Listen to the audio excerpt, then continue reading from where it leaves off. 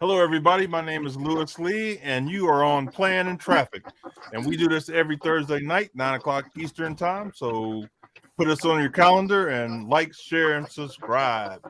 Hey, we got a special night tonight. I got all my peoples that came to help me do my roof raise last year. It's been a year, so I invited everybody back on the show to find out what they're doing and let them know what I'm doing. You know, all the good stuff. What's up, peoples?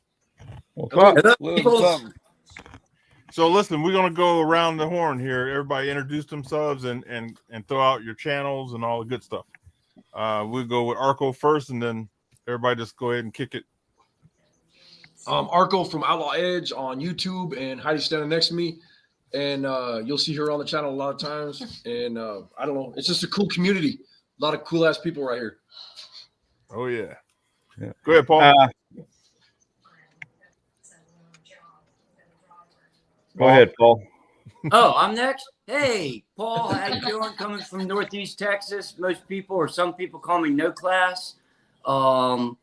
Thank you for having me back, Lewis. It's been an up and down ride over the last year, so there's way too much to update you guys with. But go ahead with everybody else. But I'm now full time down in Texas. Have full time employment at a really cool shop. Playing with a lot of cool cars, getting ready to head up to Starbird for the car show. And then right after Starbird, leave from Starbird, head to St. Louis for the Wrenching for the Future build at Rankin University. Nice. Right. Well, I am Joey Collins, formerly Mill Creek Fab Shop. I have rebranded my channel to Joey Collins A to Z. Reason I did that is I never know what I'm going to be working on. It's pretty much anything in between A to Z. So I thought this would be a good time to go ahead and just change it. So that's what I did. Lewis, thanks for having me on the show. I'm looking forward to this. I think it's going to be great because I've got a lot of great questions, I think, and can't wait to talk to you. Thanks for coming. Yeah, man. Next. I guess I'm next. William, Iron Horse Garage. And I don't know where the other two guys are, but here I am. So, glad to have you. Yeah. See, somebody's jumping in. Long shot. Let's see. Oh, I wanted to tell you, Lewis. Yes. Bill Cameron from Edge of Eternity called. He is so covered up with work. He wanted me to apologize but let you know he's not going to be able to make it. But okay. So I just thought I'd let you know. All right, appreciate it. Yep. So update on the bus. Still not done. That's it. All right. So what's going to all of us get Good back night, man. Good night. It was real. No, listen. I've been buying a lot of stuff in the last year. I did get the front door done. I got a lot of the trim back on. Let's see what else. I started on the insulation on the floor, so the subfloor will be going in real quick. But mostly I've been, tinkering around with some of the body work. So I got some of the body work done, getting it ready for paint. So it's getting close. It's getting close to be able to paint, and hopefully by the spring I'll have all the spray foam insulation done, the wiring done. So I'm doing that in the next couple weeks. You probably have more work done on it if you weren't dodging the man. Yeah. Yep, that's about it too. Yeah, I hear a lot of feedback coming from somebody. Yep. Is it me? Might be. I don't know. Testing. Microphone check. I'm not No, here. you. No, it's Mr. Longshot. I was gonna say it might be the earbuds. Yeah. So I got the bus here next to the garage. The city hasn't messed with me in a couple weeks, so hopefully they'll keep passing by.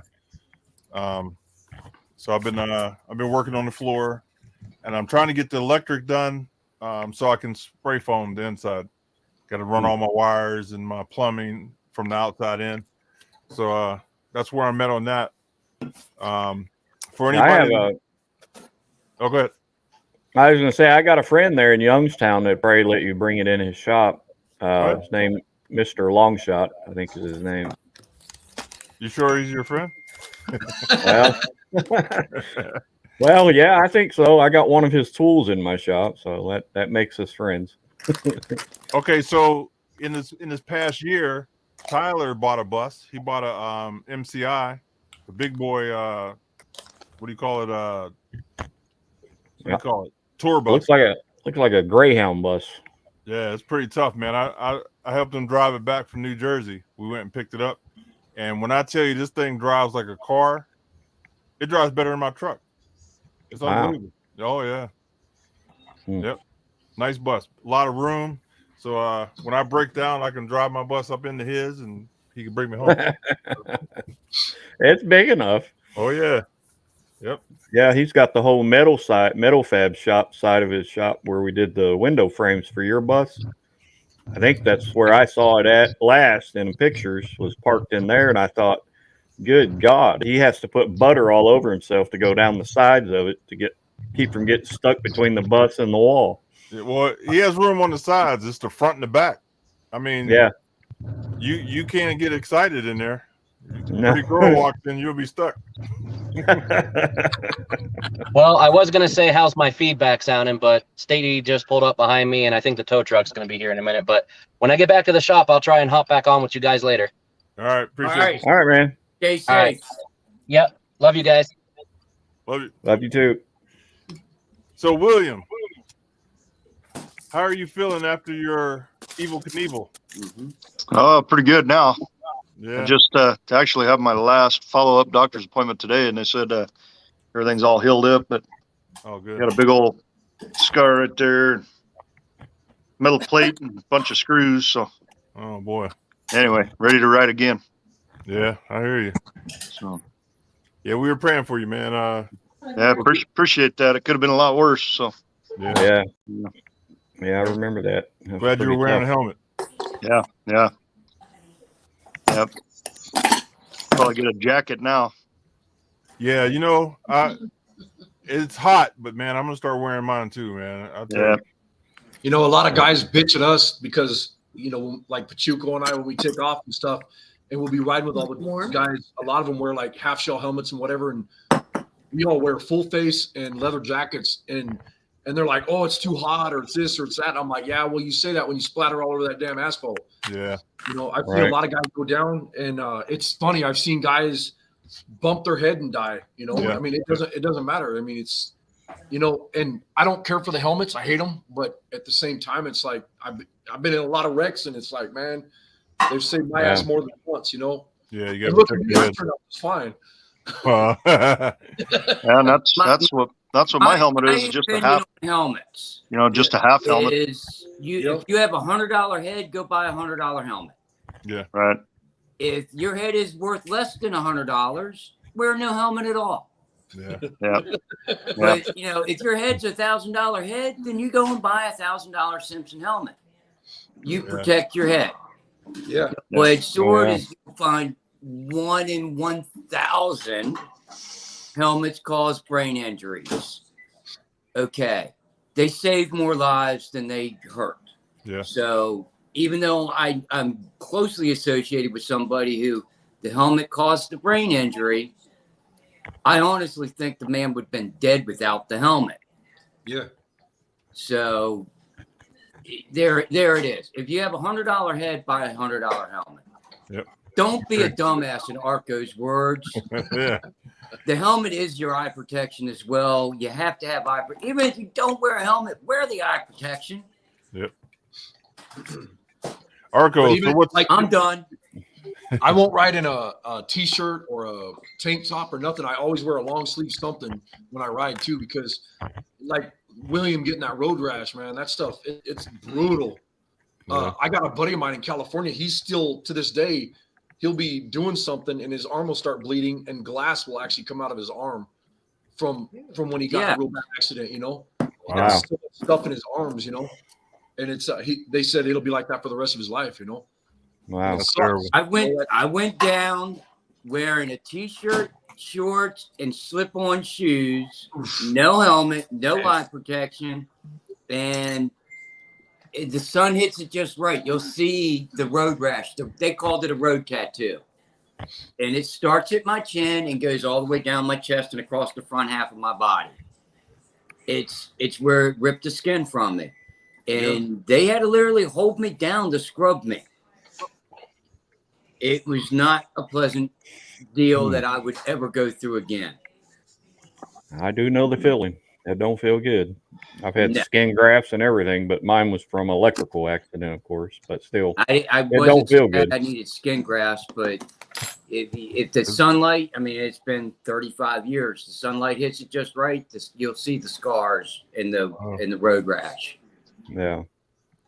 So, Lewis, on your bus, the last time I saw it there at Tyler's, he was working on that floor area where the double doors used to be. Mm-hmm. I know that floor area is done or close to being done, but did you get a seat to put there yet for your wife? Yes, I did. One of my buddies, he scraps semi trucks, so I got 2 air ride seats. Wow. I got a extra fuel tank, so I can. Cool. I'm gonna put that in so I get more capacity. Right.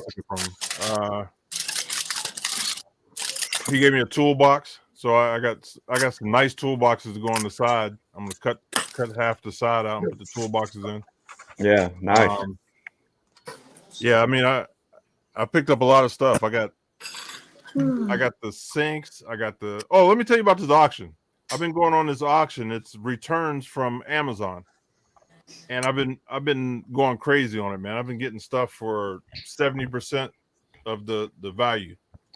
I got both sinks. I got the bathroom sink, the kitchen sink. I got the faucets. I got I got the heaters, the diesel heaters. I'm putting diesel heaters inside. Oh yeah, those are the bomb. Yeah, they use them in semi trucks. So I got those. I got the locks. I got the shower pan. It's like a $400 shower pan. I got it for like $50. Damn. Wow. Yeah, those diesel heaters, the one I had in my camper truck was rated for up to 400 square feet.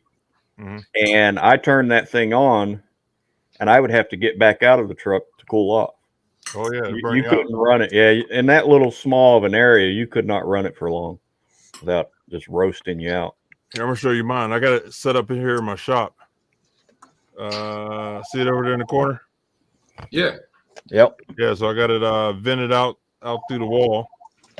And so you're actually using it to warm your shop though right now. Yeah. Nice.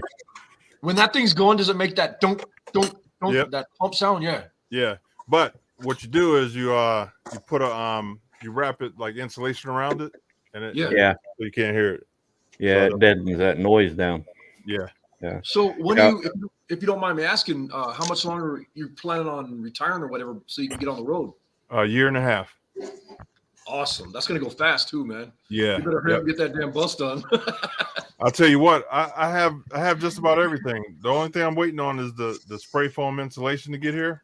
Yeah. And once I get it wired and all that stuff and get it sprayed, man, it's off to the races. It's just building, you know what I mean? The building part is easy. The spray foam is for the floors though, or no? No, it's for the walls and the ceiling. Okay, and then you're doing the cut styrofoam in the floors, right? Yeah. Yep. So I'm gluing that down. How thick is the styrofoam? 2-inch. Is that the R13 or the R10? R13. R13. Yep, that's the best. The pink stuff or the pink Like or a blue? purplish. Is like it? But is it pink. weathered? I mean, is it going to be okay moisture wise? Oh, it's on the Underneath? inside. It's on the inside. Oh, you're not doing Well, underneath. And did you put a sealant barrier on the main floor before you put the subfloor? Yes, I did. Okay. First, I treated the rust with that rust treatment. Yeah. And then I went over it with Rust-Oleum, and I decided to go over it with that Pour 15 as well. Right. So Nice. it sealed up pretty good. Yeah. Yeah, that'll definitely keep the moisture out. Where's the bowling alley going in that thing? Well, right down the middle. Watch out, girl. It's coming. Yeah, but that back door is a little short now. The ball won't clear, so you might have to open it. Yeah. The door came out really nice. Joey, I appreciate you. It came out nice. Well, good. I'm glad it Man, I worked can't out. wait to see that thing rolling down the road. That's gonna be awesome. Yeah. So I have all the paint. I have the primer. I had the sealer. I put new lights in. I put LED light headlights in and the blinkers. I'm running chicken lights all the way down the side. I got 10 for each side. Nice. Are you going to do an awning on the outside? Yeah, I got an awning. Yep. Awesome. I got a 19-foot awning. Yeah. Heidi just asked, what's chicken lights? It's when you see the semi trucks with all the lights going down the side, a whole bunch of that's chicken lights. Yeah, it's like a running light, but they call it a chicken light. Yeah. I'm you running. need like a giant neon on the side of it that says "Playing in Traffic Show Live, Girls Nude." You know, the whole flashing. I might do that on the back. Yeah. What did that say? Las Vegas say? I think you would lose your life if you did that, plus went to Quartzsite to the clothes optional section of the campgrounds. Yeah, your wife would probably slit your throat. So. Yeah. Hold on. There's a clothing optional section of the campground? Yeah. Yep. There sure is. Hold the Hey, phone. Louis, in Vegas, when you went to SEMA, have you seen that big? It's like a stripper club or something. We went to the gas station across the street. We were getting some sodas or whatever. Yeah, right. And there's this big long store, and it says like hundreds of girls or whatever, like Beautiful girl. hundreds of beautiful girls or whatever, and then it says and one ugly one. And it's Hey, everybody needs love. Yeah. You turn the lights out, you can't see ugly. That's why they made light switches. Yeah. On your solar system, have you gotten that far to know what size you're going to go with yet, or? I don't know how many batteries, but I'm going with probably 2,000 watts on the roof. Okay. And probably at least 24 volt, maybe 48. Yeah, 24. Yeah, for sure. Yeah. 48, you're kind of overkill. Yeah. Yeah. I mean, if you're wanting to run a washing machine and a dryer, that's when you'd want to go with 48. But I'm just gonna throw my clothes away and go buy new ones every time. Oh well. Clothing optional area. Yeah, and save your clothes and just leave them in the closet. Yeah. Are you going to do a rack on top for storage and stuff on the top of the bus? No, I'm gonna do a deck, so we can go up there and sit on top. Oh man, that'll be sweet. Like we used to do that at the drag races. My grandpa, he passed away and he left this big ass motorhome to my dad, and there was like a rack on top. And at the drag races, it was perfect. We get up there and as kids, and then probably 5-6 hours into it, everybody's partying and getting drunk and falling off of it. I don't know how people didn't die up there. Yeah, a long way down. So yeah, I'm putting a deck up there, but I'm gonna put my solar panels on top of it. So when I get up on the deck, then I'll be able to slide them out. Yeah, and then have the deck. That's gonna be trick. Yeah. So do you have an idea on where in the country you're going to be traveling to once all this actually starts happening? Wherever the sun shines. My plan is probably out west a lot because it'll help my wife with her fibromyalgia. When she's in a dry. Definitely get out of that cold, moist area. Yeah. Yep. Get out of it because the cold, moist hurts. Oh yeah. Yeah. It throws her in the flare. Actually, anytime the weather changes, it throws her into a flare up. So yes, I want to get her into somewhere where it's pretty much the same all year. What about bitching? What state should we go to get rid of the bitching? Because Heidi bitches all the time, and I'm like, Texas, come on down, Heidi. She says it's me. See, well, it's always me. You cause it, and you do most of the complaining. Well, I talked to Lewis about this last night. If everything goes well, I'll be leaving here by the end of August, hopefully heading toward Quartzsite. They have this option. You can use the paid camping area. It's $180 for 7 months. and that's from August 15th to April 15th. And So my when the- goal, I'm sorry, what? That would be basically the off season for the campground. Well, those months are actually the on season. That's when the big events go on, the camper shows. They have the schoolie, all out schoolie thing that goes on where it's mostly just school buses that people have converted. That happens during that 7 months. Okay. During the summer months, it's really slow. There's hardly anyone there because it's just so hot. Yeah. My goal for going there is I'm going to go back into shooting national archery tournaments, and I want to go there to get trained and get back in shape to where I'm going to actually hit the target when I fire my arrow. But my friend, I thought it was from called a bolt. Is it called a bolt or an arrow? Or is that Well- determined on the type of bow that's used? well, the bolt is used for crossbow. Okay. Yeah, compound bow, it's arrow. Okay. Yeah. Thank you but for my quick education. Oh, yeah, no problem. But my buddy from Go Tip Arrows is going to be coming down there, and we're going to build a whole brand new set of arrows right there at the camp and do some shooting. They have an archery range there, so that's going to work out. But basically, the National Archery Tour starts in May of this year. I won't be going to this season, but the next season, after I get in shape there in Arizona, I'll be traveling around to all these events. The last tournament will be in August in Metropolis, Illinois. From there, I'm going to head straight back to Arizona, and basically full-time band living or camper living is what I'm planning to do. That's what you used to do with your truck, wasn't it? When you'd go around at the different shows? 7 years I traveled that way in a camper truck that I built out, and all the archery tournaments for the national tournaments. That's what I camped right there on site where the tournament was going on at. They had a campground set up, and I rented the spot to leave my truck parked there. And I'd always flag the workers down because they were on side by sides, and I'd flag one down and say, "Hey, I'm crippled. Can you give me a ride to the range?" They'd say, "Sure, come on." I'd climb in, and they'd drive me out to the first target, and it was fun. But yeah, I want to do that again. I'm ready for it. Well, I'm here to help you pick out a bus, man. Let me know. I'll ride with you and help you check it out. I appreciate that. Sure.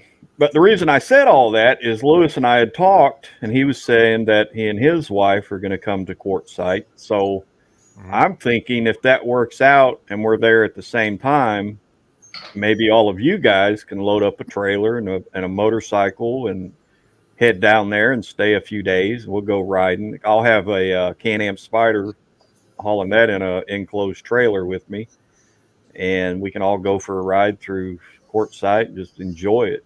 And I think it'd be a fun time for all of us. Oh yeah. So, Yep. So I got a problem. I'm going to spray foam the bus, and I'm going to paint over everybody's signatures that you guys put in there. And I think I'm going to take pictures of it and maybe frame it or something. there you I was go. gonna say, don't worry That about it. just because preserves it. That gives It's it preserved and it'll stay in there forever. You know what I mean? Yeah. Yeah.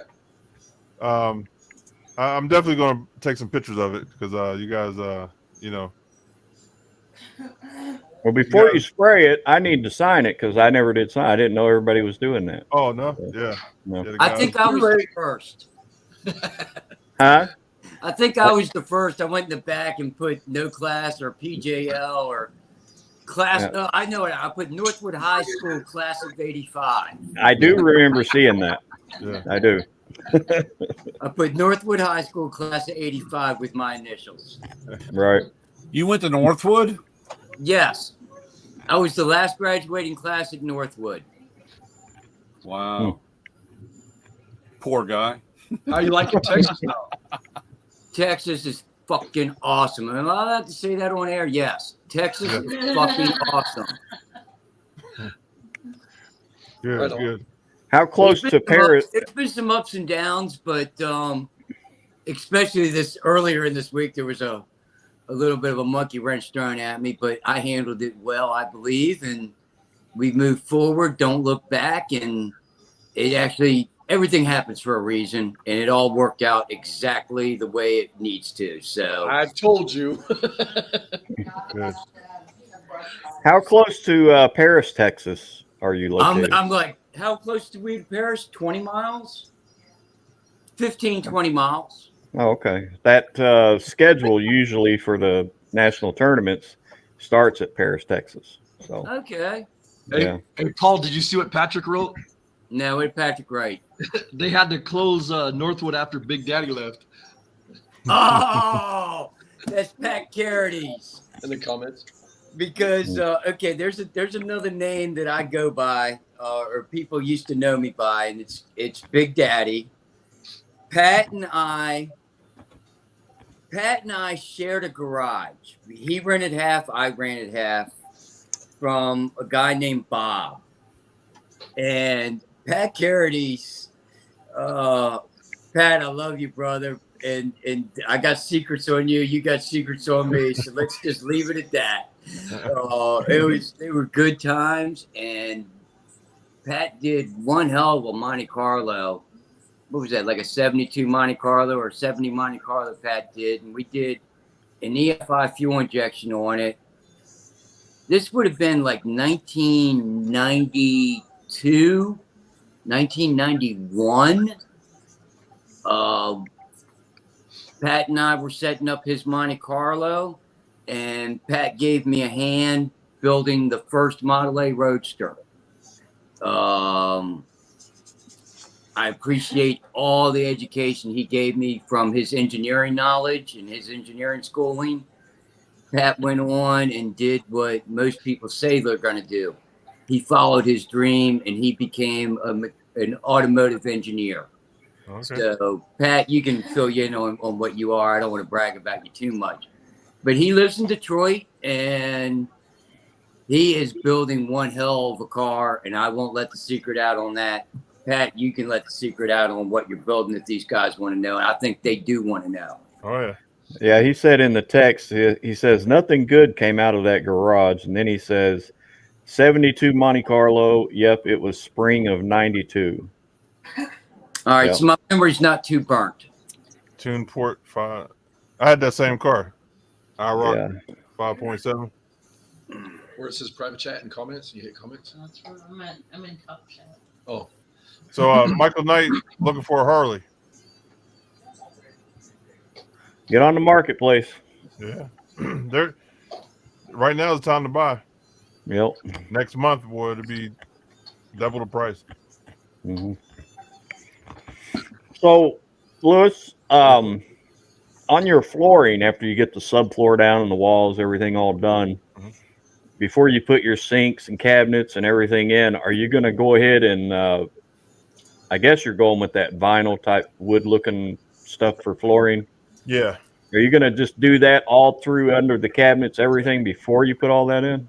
No, I'm not, because I've ran into problems by doing that. One time I had a leak, and I had to take up the cabinets to get the floor out because it swelled up and stuff. So I'm just going to go right where, So you're just going to cut around it. Yep. Yeah, it makes sense. Yeah, I had a bad experience, man. I had half my floor bubble up. Yeah, well, the reason I asked, a guy on YouTube had built out a van, and he did that, where it was all underneath everything. Mm-hmm. And then something happened that got spilled in that van and ruined everything. Yeah. Well, he had to gut the entire thing to make it right, to get all that out. Because water will sit up under there and stay under there. It's crazy. Yeah, it turns that stuff into cardboard. I mean, you just touch it with anything, it just falls apart after it gets wet. Why don't you tile it? I would put tile down. I'm going to do tile. I just bought tile yesterday. I'm going to do tile in the bathroom and on my steps, the back part of the steps. I do the whole thing. Weight are you adding? How close to what the weight of the bus would have been with all the seats in it and a classroom full of children? I'm good versus when it's built out. Is there a way to figure that all out? Yeah. take it to the scale, Okay. truck scale. It'll creep up on you. It will creep up on you quickly. Yeah, but I'm good for 30,000 pounds, so I'll never get close to that. I'll probably be around 20, 25, maybe. I was was gonna say, That was famous last words right there. Yeah. Especially You might have to put that coyote in it to move it after that. But I'll leave that Especially after conversation with Terry. when he gets the swimming pool and the spa and everything in there, then it's gonna be overloaded. You know what I mean? I just got to drain a couple gallons. That's all. Yeah, Patrick said he's currently building a 65 Corvair with a 94 Vet suspension, a 99 Vet rear suspension, 94 LT1 adapted to an Audi 6-speed manual. Then he says, Paul inspired me to get back in the garage. Wow. nice. Hey, John Silver Builder and quite a Reno bit. Rat Rod, what's up? Pat and I Okay. talk quite a bit back and forth. He's up there in the frozen north of Detroit. I'm down here in the just now thawing out state of Texas. And Pat, I truly think that when he is done with this Corvair, with what he did, the engineering knowledge that he applied, and the anal way he's going about it is just going to be such a badass build. It's going to get recognition throughout the country. You know, what was started to be put together, Pat, correct me if I'm mistaken here, is you were building that for the Lemons race, weren't you? I'm just curious if the engine will still be in the rear or if he's moving it. Yes, to the front. engine's in the rear. Oh, that's Okay. crazy. Yeah, that is. He's using the Audi transaxle. The engine's in the rear. He's got a TIG welder that he has been working with, and he's doing some really nice stainless stuff. For a guy to spend a majority of his life in the early stages in school, getting a degree in engineering and not a lot of time in the shop, and then going into engineering, but he's hands-on. He's not a nerd. He's not your average person that you would think comes out of the engineering departments. He's one of us, and he can build some really badass stuff. Nice.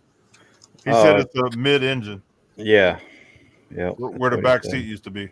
I bet that thing's gonna be nuts. Oh yeah, I had a Corvair when I was a kid. I outgrew it. I couldn't fit in it, so I had to get rid of it. You probably had to walk to school because you couldn't fit on the school bus when you got bigger here. Yeah. I became a grown man. I had to get a bigger car. Yeah. So here's my floor. That's the color. Oh yeah, it's like a blonde oak or walnut. I mean. Yeah. Yeah, that's nice. So that's going to be the flow. Don't get that wet because it'll swell up and buckle. Yeah. Yeah. No. Okay, just warning you. Yeah, I know. Yep. What's Papa Squirrel been up to? Walking his ass off at the gym show. Watch my old lady go through about $6,000, $8,000 to buy product. And next week I'm going to Texas for a few days. Yeah. Nice. And other than that, and I'm really missing being, well, it wouldn't do me any good if I was at home. It's raining all the time. My daughter says it's just the yard's wet. And I don't have too many places to work on anything that are undercover. Yeah. Oh, well. So you're coming to Texas next week? Next week, I'm going down to a little town right outside of Gonzales. I'm not sure where that is. I'm not sure where everything is either. I just get on interstate. Damn, I don't even know the name of the interstate. I just drive certain directions till I get to his house. I'm leaving. I'm horrible with directions, let me tell you. I'm heading to Tulsa on next Wednesday, so I guess I'll miss you this time around. You hear where Paul's going? Hey, I wanted to show you guys. I'm gonna be a little bougie. I'm gonna put this in my door. Right on. What do you think? Oh, okay, stained glass. Yeah. Think that'll be sexy? You need to add color to it and let everybody know you're Catholic. Oh, I'll keep that in mind. You can get glass staining stuff that you can put on there that's pretty damn strong. Then you can really fuck with people's minds. Psychedelic. Yes. So 2 weeks ago they had the Schoolie Palooza in Arizona, and there were over 800 buses there, or people camping. It was buses, vans, RVs. But this year was the biggest year that they've had. 800. Wow. 800 and some change. Yeah. Yeah. Where I do they do can't wait. that? Say again. Where do they do that at? In Arizona, it's probably, I think it's an hour from courtside. Huh. Yeah. I think that's that Schoolie bus event. Yeah, Schoolie Palooza. Yeah, that's it. Schoolie Palooza. And I mean, they got vendors that come there, and they'll do, if you want a solar system right there on site, they will do a complete, they'll measure out what you need as far as power by looking at all your appliances, everything you'll be using, determine what kind of system you need. If you want it, you pay them, they'll install it right there. Yep. You don't even have to go home to do it. And Cool. I think that's cool. Strong community, man. It's really Yeah. strong community. Yep. And until you showed me that, I didn't realize how many people were in those school buses. Like the whole schoolie thing, like you could type in like living in a school bus or camping in a school bus, but when you showed me that schoolie thing and I typed that in on YouTube, it was just like there's millions of videos and stuff on there. It's pretty. It's huge. It's a huge community. Yeah. Yep. And every year, more people are doing it, and more. They're teaching you more. You're learning more. So things are getting a lot better. You know what I mean? Like I'm saving a lot of headache by watching the videos and talking to people online. I don't see this as being a fad that's going to fade out. I see it continuously getting stronger and stronger and stronger, especially with more and more independent thinking people going, I don't want to be trapped in the city. Yeah. I don't want to be trapped in a routine day after day after day after day. And they want to go out and see and travel. Yep. Yep. Well, the thing about school buses are they're definitely a lot sturdier than most motorhomes. Because most motorhomes aren't designed to run all the time. Yep, that's right. And the motorhomes are made with like little 2x2 wooden studs and stuff, aren't they? Yeah. And the school buses are all metal, They're like a metal cardboard box almost. Yeah, and it's pretty much. strange. Yeah. Have you ever seen one get in an accident, man? They blow apart. I mean, everything. Yeah. They just shred. Yeah. Yeah. I know that for a fact because I watched my son drive my Suburban through one. He was pissed. He was pissed off my ex-wife. Yeah. Protect the occupants. A school bus isn't designed to shred. A school bus is designed to trap and secure the occupants. Yeah, contain. Now they might get bounced around a little in there, but hey, they don't come out. Yeah. The other thing too about traveling like that, there's different. Every state is different concerning their laws and campers and buses and things. I've learned that in most states you can't travel through their state with your propane tank on if your refrigerator runs on propane. You obviously have to have it on as you're traveling, but you're not allowed. If you get caught, you'll get fined.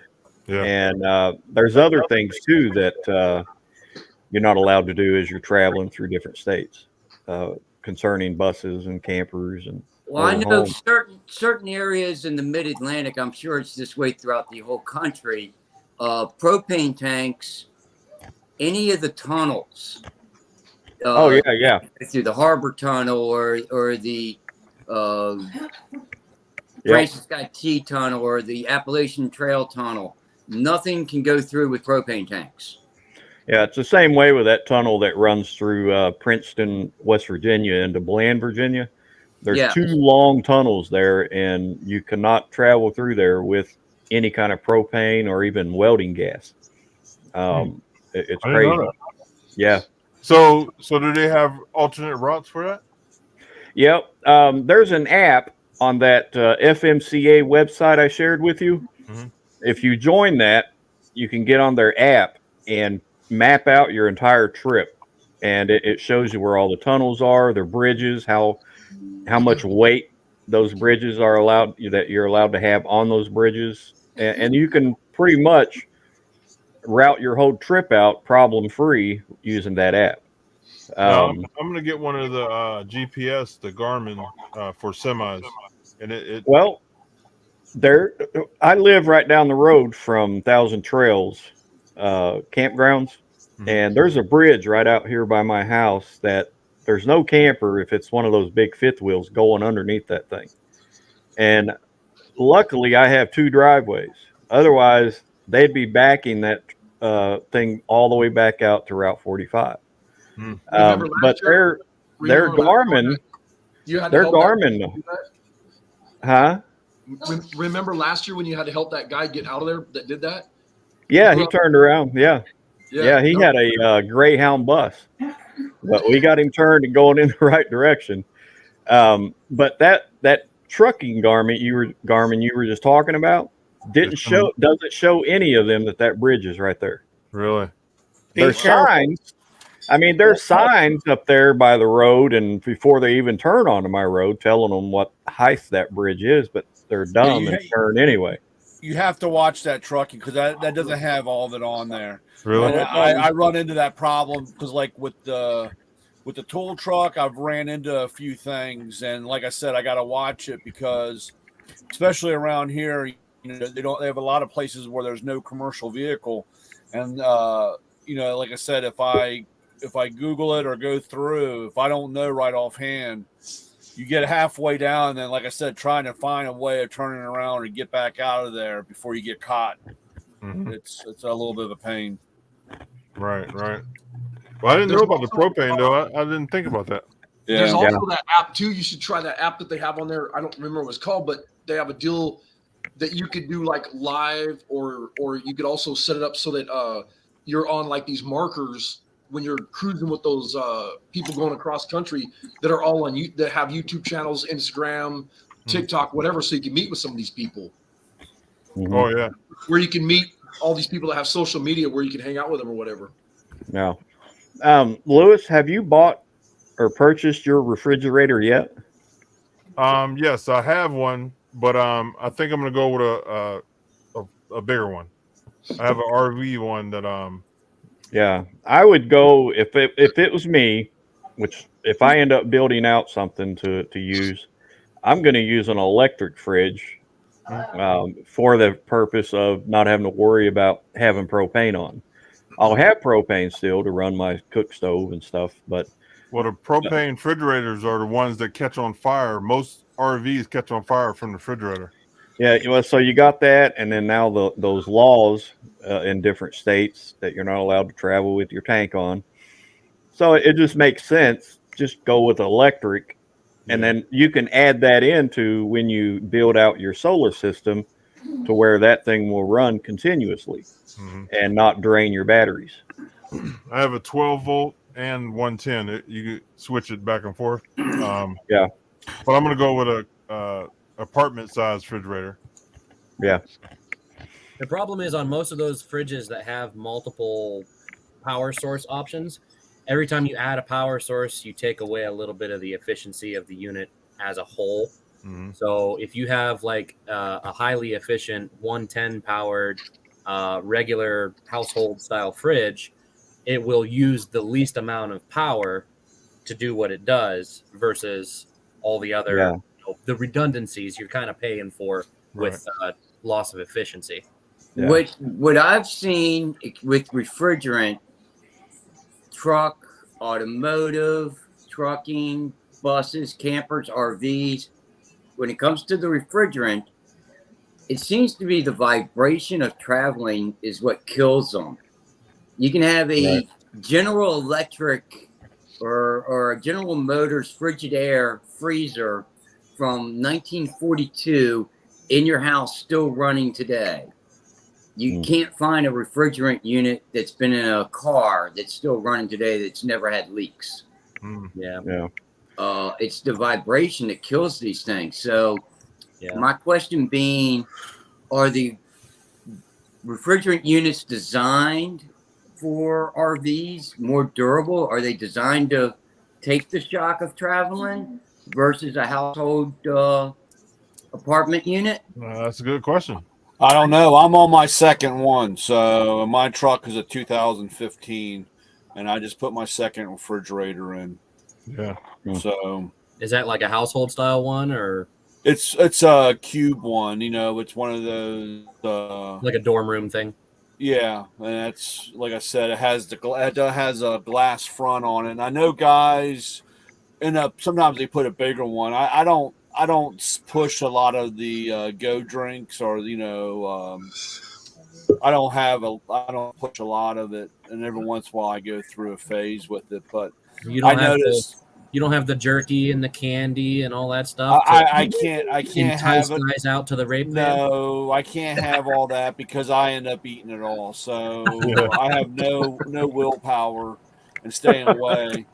And every once in a while, like I said, I get on a kick of it. But I just noticed that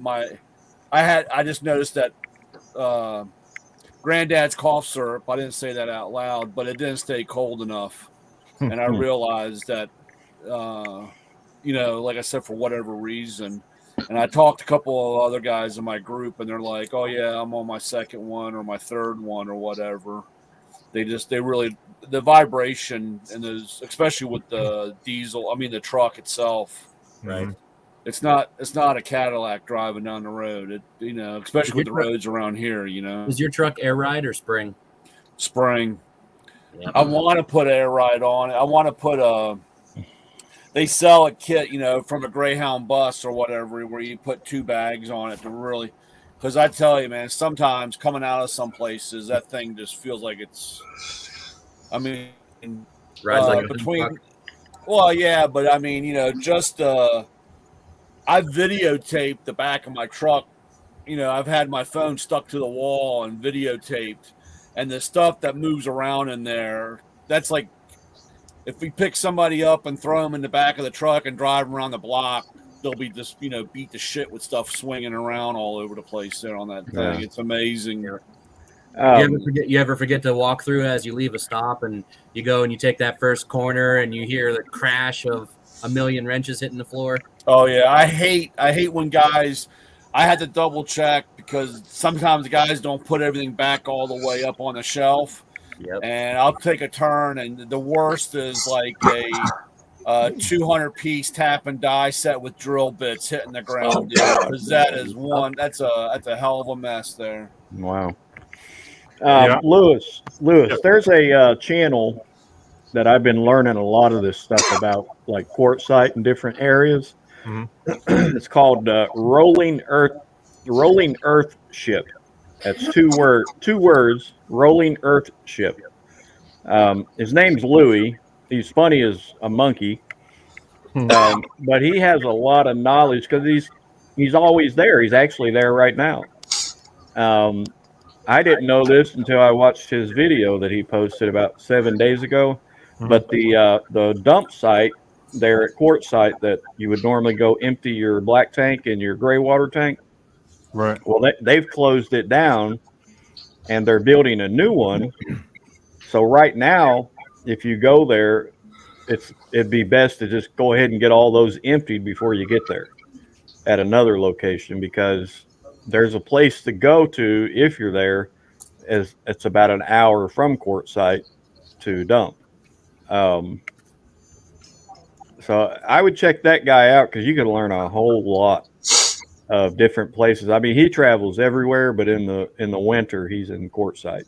And can you put it in the chat? Yeah.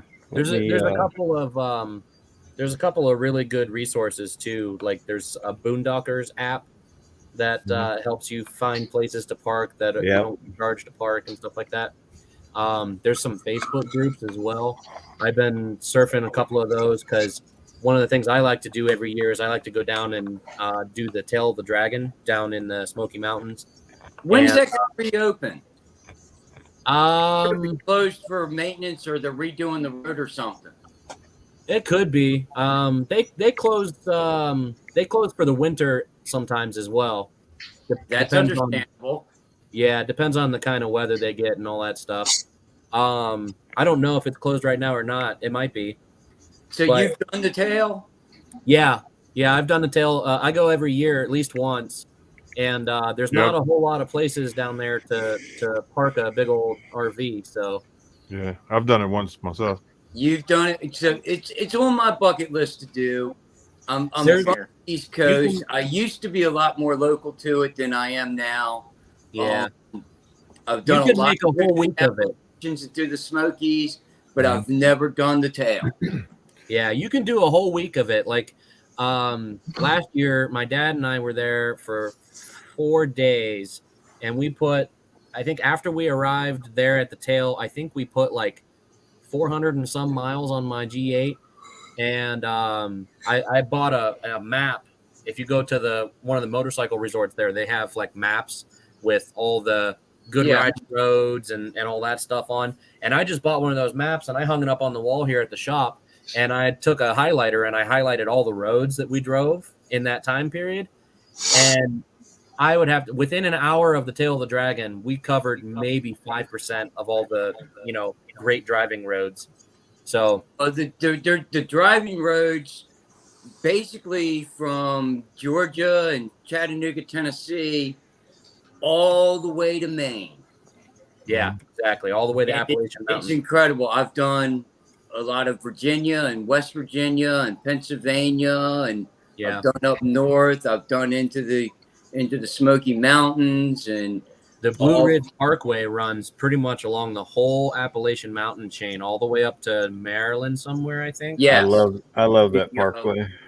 Yeah, the Skyline Drive and the Blue Ridge Parkway, and again going all the way up into Ohio, and keep going.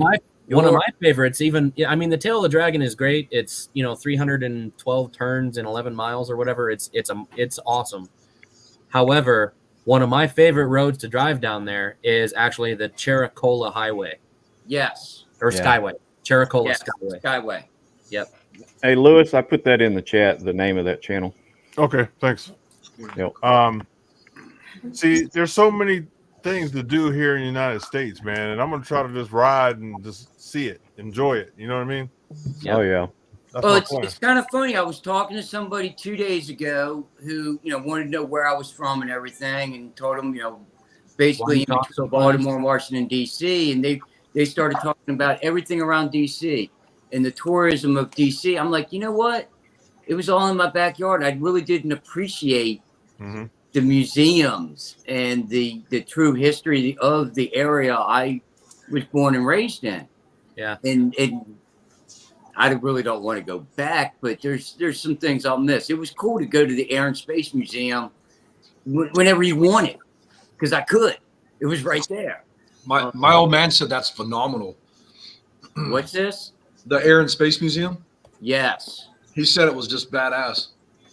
Well, there's really two of them. There's the Air and Space Museum, and then there's the annex over at Dulles Airport, which is where the Challenger or the Space Shuttle Enterprise is, and the Enola Gay and the Wright brothers plane, and that you can spend 3 days in there and still not see everything. Yeah, they moved all that other stuff over to the bigger building, so that annex. And like I said, have you been to the NRA Gun Museum?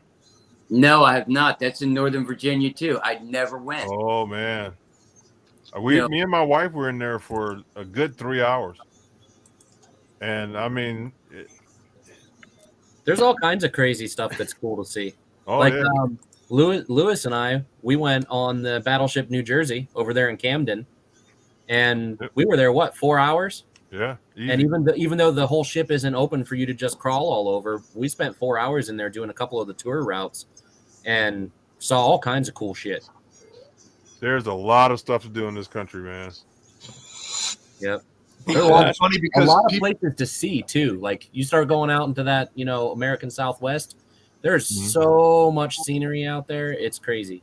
Yeah, and that's the thing is like everybody always flies to places like Vegas and wherever, and me and Heidi, we always jump in a car, get a rental car, just beat the hell out of it, and take all the back roads and wherever, you know, and just find all the cool spots, meet some cool ass people. It's not very often I get to race though.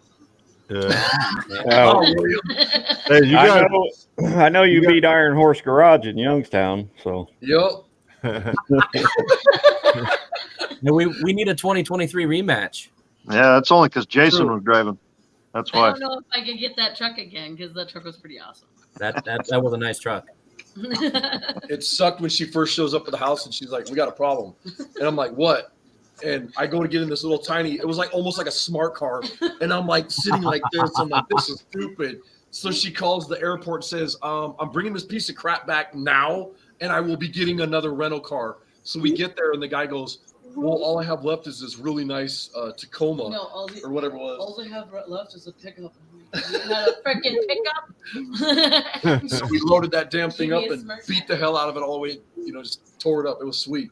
Hey, I'm gonna have to say that, man. I wish you guys were closer because it was such a good time when you guys were here.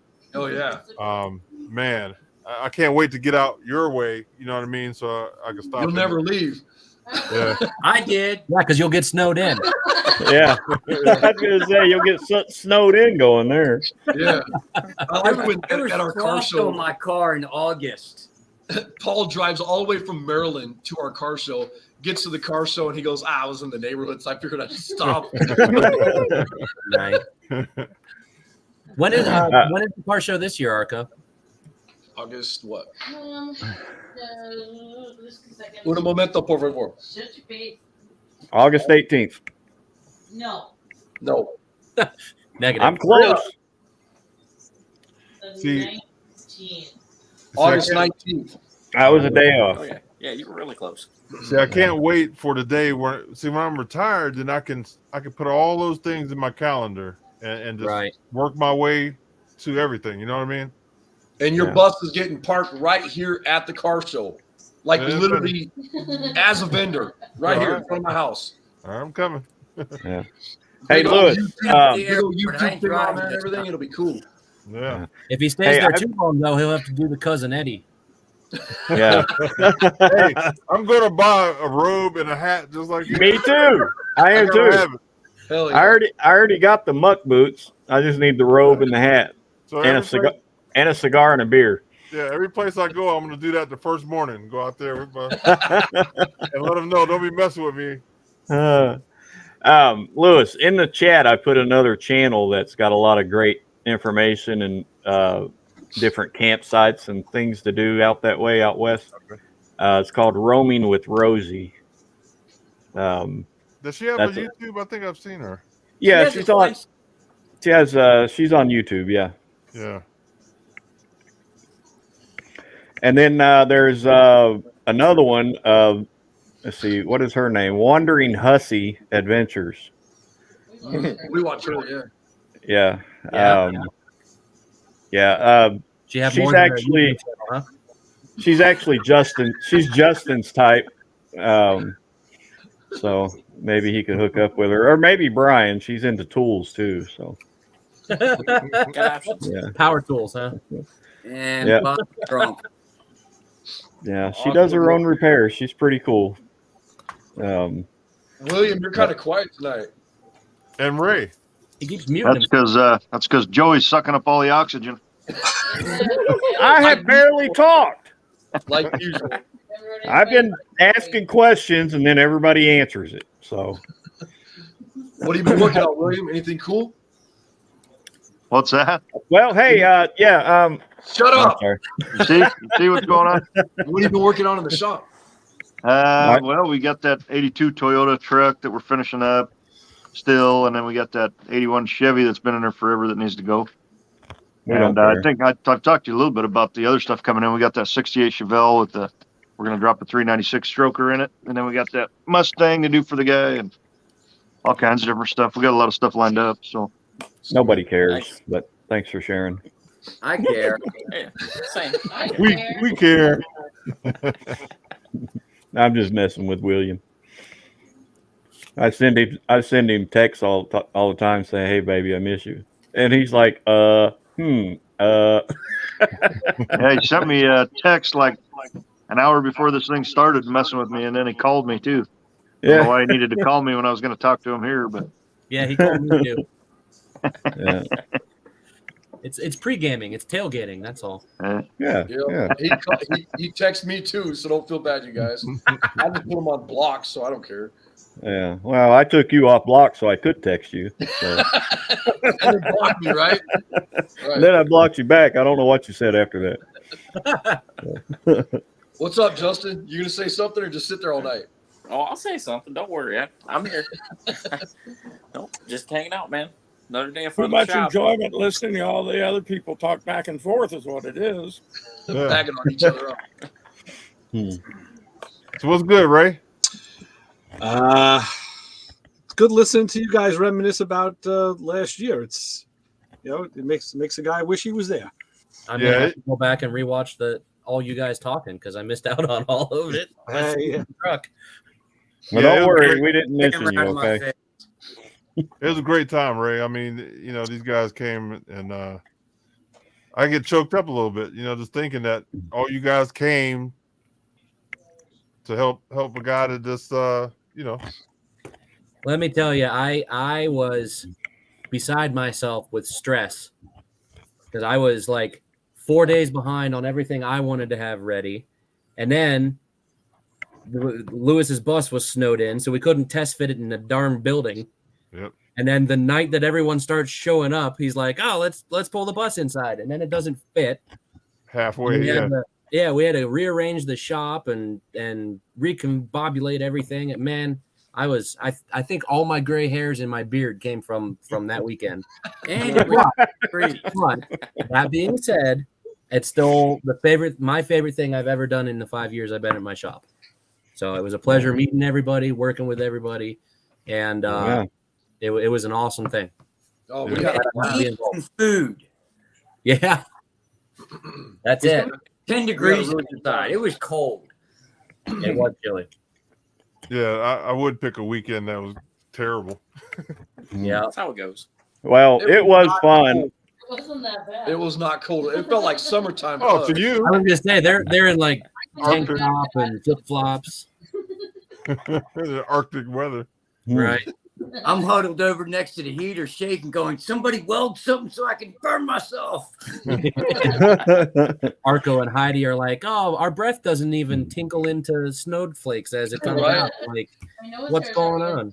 Well, like right now, it feels like summertime outside. It's 7 degrees right now. So yeah, this is nice. You can have all that. Yeah, I probably weather too long when you say 7 degrees is warm. Yeah, I would have got more done and been more focused, but I was sharing a room with Darth Vader, and I could not sleep over his breathing. Bill Cameron had that pap smear thing on his face. I kept waiting for him to start talking. Start doing, Joey, I'm your father. I've got one of those damn things, and my old lady's always beating on me, saying, "You're leaking air. Adjust it." Oh man! Oh, man. It's a pain in the I ass. wanted to go over and smother him with a pillow, but it wouldn't have mattered because he had a mask over his face anyway. I wouldn't wear one of those because Heidi would be like twisting the line and folding it in half in the middle of the night. And I'd be like, I did think of that the next night. I thought, there's a pair of vice grips right there. I can sneak them into the motel room, and when he's out, I can crimp that line off, and he'll stop. Poor guy. nice and quiet after that. All. By the third night, I thought Joey was going to ask to just stay here at the shop and sleep. Yeah. I would have got better sleep for sure, laying on that dirty floor. No. Hey, that floor was clean. That floor was spotless clean until Arco spilt oil on it. Oh, don't get me started. I got yelled at by Mr. Longshot. Listen, we were at we were at PRI, and Terry, I was showing him some of my stuff I'd never published on my page, and I was like, "Oh, did you ever see my rebuttal to Arco after the floor spill incident?" He goes, "No, I don't think I saw that." So I had to pull that up and show him. I don't even know what you're talking about. You don't remember? I'll send you a link. He knows. You know, Well, Joey lost even more sleep when his little buddy came up missing. That Paul has right there. Oh, he still has it. So Well, Ray, I'm over. I got therapy and I don't need dollies anymore. I hope it helps you. So, We go everywhere together. If you see me traveling around in the Model A, usually Elmo is with me. That's Have my you guys seen the travel buddy. posters he made? Have you seen the Yeah. posters? I got one on the wall of my shop. It's badass. Yeah, I have one of them posters too. I want one too. So so tell I'll Ray hang it. what happened. I'll hang it in my camper van. $30 plus shipping. Oh, Wow. it was funny coming back from Ohio though, and me and Heidi are just driving, and everywhere we'd stop, we were taking pictures with Elmo in front of Coke machines, in front of cars, and at liquor stores. Anything my and everything. favorite Strip club. Oh man, yeah. My favorite one, laying on the side of the highway like he was dead and abandoned in a pile of snow. Ray, they kidnapped him from here. Yep. But And then Heidi got mad at me because when we were there, and I think it was you that handed them to me, and I took them. And then Heidi's like, "Don't," because she already knew what I was going to do, and I pulled out my switchblade. well, here's the thing, though. I I had was gonna cut cameras him set up. up.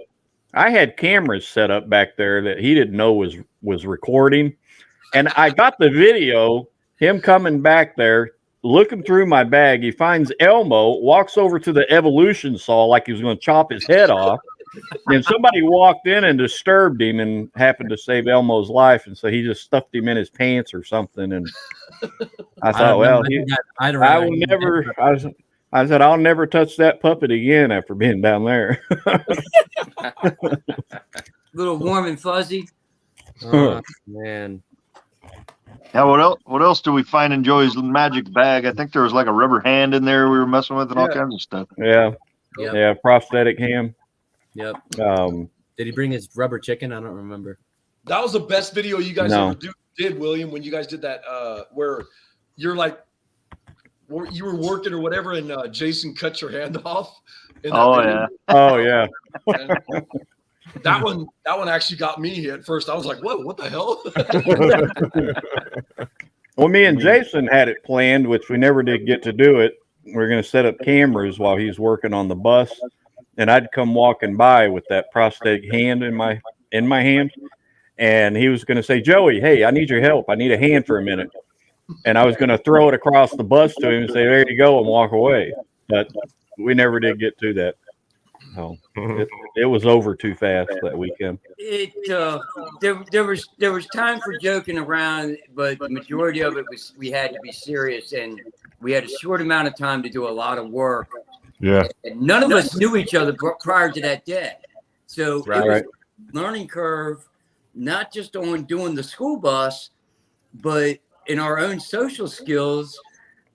I, for one, do not play well with others. It's on a report card somewhere. Does not play well with others.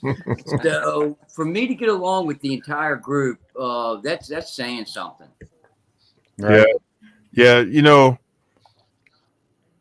you guys really went to work, man. Like around here, people around my area, you know, they'll sit around and talk, drink coffee, blah blah blah. Man, you guys came here, man, and pulled out the tools and went to business. It was great. I remember being in the back in the fab room, and I just finished welding up one of the window frames, and Bill come walking in. He says, "Man, they got that roof raised already 18 inches." I'm like, "What?" There was no way, because I had told Arco, I said, "I'll be done with these frames before you even get the roof up," but they had it freaking done. Yeah. And so I stopped what I was doing and walked out there, and I was like, "Wow, that is freaking crazy." And then I wanted to go the other way, 18 inches down. You Yeah. know? Yeah. I had the time lapse going, and the time lapse is like 3.5 hours long for the whole day, and it's literally like an hour of you can't hardly see anything, and then all of a sudden the roof goes bloop, and then it's like 2.5 hours if you can't really see anything. That's right. Yeah. But what's amazing is how well And again, we're working with nobody knew what we were really working with except for Taylor. It's his shop. The equipment that we brought with us, the equipment that was in the shop, that was it. Yeah. We had to make do with everything we had, and that roof went straight up. Straight up. Arco kept No asking for a cocky, bolt there was pressure. no, I could never no find mine. going though. into a bind. That roof Mhm. just raised straight up, like it was already on hydraulic cylinders. Mhm. Yep. Yeah, And you that know, was neat. I have to give it to the guys that have been building on YouTube. They made those braces. Those. Yes. Yeah. I'll tell you what, man. That thing kept it straight, and it, boom. Can I answer the question in the chat by Woodbilly Lifestyle? Wait a minute, I let me don't see. know. Says, Yeah, he says, go for it. so when do y'all want to do another one? And the answer is never. Stay the hell away from me. I don't like you. I don't want to know you. I don't care what kind of vehicle you have or how many kids you got. I ain't getting involved. So where are you at? Come to Youngstown. We'll do it here. He's right here, brother. I got a brand new is it you? garage with 200 amp service. Oh, You all listen, can come we'll here. come out there. That We'll come a bus will fit in my garage. Yeah. We'll come out there, Arco. Yeah, Damien wants to set his bus up so that he can open up the back of the bus and put his motorcycles in the back too, and then also raise the roof. You know, Mhm. it'd be a blast to do that. You know, do another bus like that. It'd be sick. That one would be cool too, having it a toy hauler like that. Yeah. Yeah, buddy. Yeah. So listen, if you guys want to do something, man, we'll come to your garage, or Lily, no. Arco, no. Tyler, Leave Lily alone. he's building his bus to be a full blown shop. So, Yeah, man, that's the plan, is to have enough solar power on board to be able to run plasma, welder, whatever. Yep. I actually got, I'll take us for a walk real quick. Got donated to me. My buddy has a body shop, and he replaced his air compressor. He got a big old vertical air compressor. And I remember that door. I hate that door. this guy here is retired. So that's going to go in the basement of the bus. You still got my banner hanging in there? No. What the hell did you do? There it is. I see it. Super clean. Right. But I'll walk over the other side real quick and show you how tight the bus fits in here. Oh yeah. Wait till you see this, guys. It's Did amazing. you pull the lift out of there? no. What's that? You didn't pull the lift out of there, or you just went in between the lift? The car I just lift? went in between the lift. He No, narrowed where the bus is. he narrowed the bus down to get it in there. Oh. Just swing this way. Yeah. So, Wow. it's Go full screen if you can, Lewis. yeah, it's fine. Man, you got that sucker wedged in there, huh? Yeah. How do I I go can't, full I screen with can't him? see, but I can tell it's tight. I don't know. You Yeah. should be able to select me to go Full I think screen. it's present, maybe. Let's see. So what, can I just like Oh, here tap? we go. There There you you go. go. Wow, it does. Okay, cool. All right, Yeah. so I got like 4 inches of room here, Wow. and Plenty of then room. let's see how my webcam picks up back here. It's kind of dark. I got about Nope. 3.5 inches back here. No tail lights. Yeah, the tail light's removed right now. So where's the 2.5 Iron Duke engine that used to be standing about right where you are? It's under there. I moved it further back out of the way. Okay. Yeah, it's under here still. You ought to just put that on a shipping crate and send it down to me. You can have it. You pay for shipping, I'll send it to you. I'll get it out of here tomorrow. Does it run? Or does it Yeah, have a bonehead it gasket? ran when it was Hey, full. you know, while you're giving stuff away, there's a car there. Can you ship that to me? I'll pay for the shipping. Matter of fact, I'll just drive over and get it. So there's the Look, 3 inches. Holy Wow. crap, man. so there's that. Definitely not raising the roof on that. Pretty Don't tight need over to. here. And then let me. This is the cool part. Let me run upstairs real quick, and you can see. Oh, so that whole thing is like a balcony floor up there. I didn't know that. Yeah, you didn't go up there? No.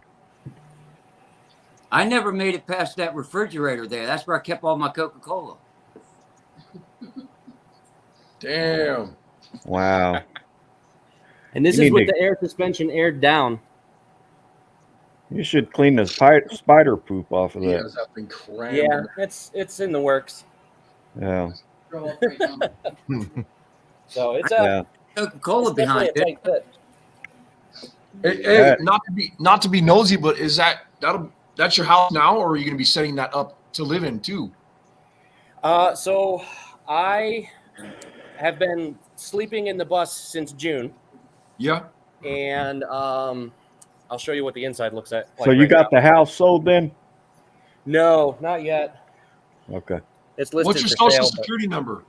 330. So the inside's all pretty much gutted in here. Wow. So did it still have all the seats in it when you got it? It had like 4 rows left. The previous owner had Okay. gutted a bunch of them out. Okay. That's where the restroom used to be in the back. Oh, So you're wow. living- How do I go back to multiple people seeing everyone on the screen again? Lewis has to do that. Yeah. So you're living in that right now, Tyler?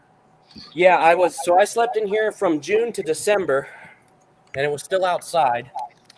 And at the middle of December, we got our first real consistent cold snap where it was below freezing for like a week at a time. Yep. And I couldn't keep enough heat in the bus. So I was warm enough because I had a sleeping bag, but I kept waking up because I can't sleep with anything over my face. It bothers me. Mm-hmm. So I kept waking up, and like my eyelids were really like slow to open. I was getting kind of cold.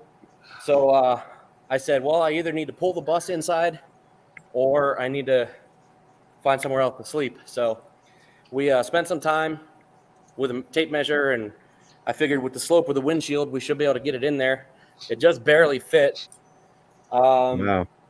But then disaster struck, and I forgot that the heat over on that side of the shop is that radiant infrared heat. And the ceiling of the bus has no insulation, and it's only like 2 feet below the heater. So the entire inside roof of my bus turned into a giant radiator, and within the first 2 hours of the bus sitting inside over there, it was over 90 degrees inside. Wow. And I said, well, this is kind of stupid to try to run the air conditioning inside the bus and, heat the shop at the same time. So, Yeah. so I watched this one guy. He had taken a box truck. It's like a van with the box on the back, and he bought one of those fire wood stoves and set that up in there. And literally, he has to sleep with the door halfway open while that thing's burning the wood because it just gets so hot. And a lot of the boondock schoolie builds, they will put those wood burners in their builds.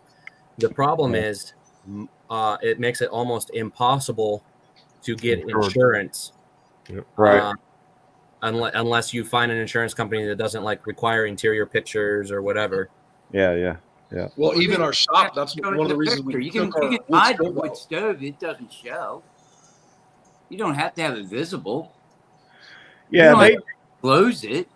Yeah, they take those marine gas caps that screw off, and it's got the round part that the cap screws into, and those are 4-inch in diameter, and then the pipe that comes out for the stove is 3-inch in diameter.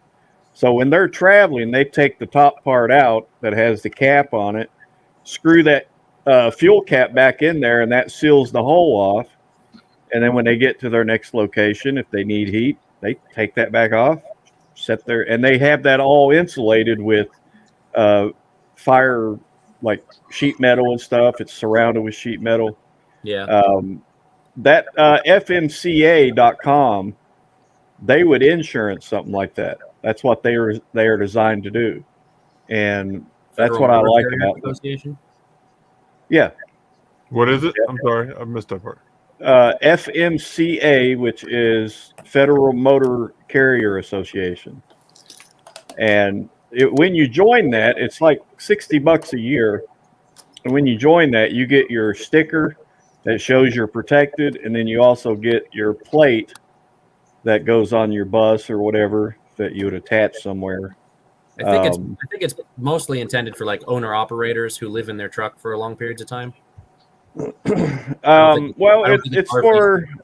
it's for anybody that's living full time or not full time in their camper or their camper van or camper truck, camper bus. If you go to that fmca.com and check out, they got a tag there at the top where you click on governance, and it gives you all the logistics and the laws and what's covered, what's not. And then you also has a benefits tab that tells you what you get with your membership. So What was it I'm again? probably fmca.com. I don't know if it'll let me type that in the chat. I'll try to. Let's see. fmca.com. Random stuff sitting on my desk. I bet Ray has one of those sitting on his desk. He probably does. I bet you Ray knows. I bet you Ray knows what it is. Did that come through the chat, Lewis? Okay, William. Oh, Jesus. Wow, William. Too much information, William. Hey, William. I feel so emasculated. You still like this, don't you, will you? Huh, Willie? Willie, you like that? I'm hung like a Shetland pony, baby.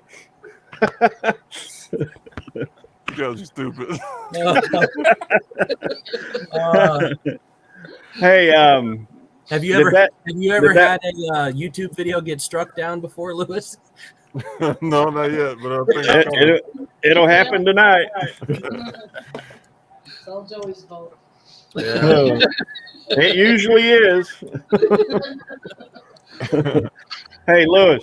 Yes, sir. I put that in there. I had to put spaces in between the FMCA, then the dot and the com, but it should be in the chat now. I guess. I don't know. So what other questions are going on in chat? Who else is trying to get some information out of us and asking questions? No. Michael Knight is the last one to say anything. He says he's about to start the 91 Honda hatchback build. Is that going to be your traveling van, Michael? Dude, I love his logo. You know, Michael, last time I talked to Michael, he was trying to get something going on with, kind of seemed like it was almost like a derby or something like that with these little vans maybe or something. I don't know if that's what he's doing or not, but he was trying to get something like that going on. Yeah. Hey, Lewis, there it is. FMCA, and then just add .com to the end. It'll take you to the website. Yeah, I'll check that out. I'll tell you what, the insurance companies, man, they're pretty tough. Even the deck on a roof. I called this one company and they said, okay, we have a couple questions for you. It's like, do you ever, or you can't do a roof raise? I was like, well, you can stop right there. Yeah. Yeah. Like, you cut the roof? I was like, yeah, it's been cut. Had to. Sorry, lady. Yep. Yeah. And then it was either cut the roof or cut my legs. Yeah, then there's a website called shopsolarkits.com. And, you know, you may piece together a kit for your bus or van or whatever that you don't want to go with all of the high price stuff, but you want quality stuff at a cheaper price. And I believe that could be found at shopsolarkits.com. I've been checking their stuff out, and then you can design your own kit by answering a few questions. They'll help you design it. And so there's a lot of resources that helps get people on the road. But anyway. Yeah, appreciate it. Yep. Yeah, if anybody has any ideas or any suggestions, man, please send them to me. I'm not scared to listen to somebody, believe me.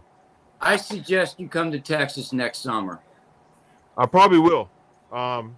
yet or this summer coming up because I'll have Even the bus. better. I'll have the bus usable. You know, we'll be able to use it.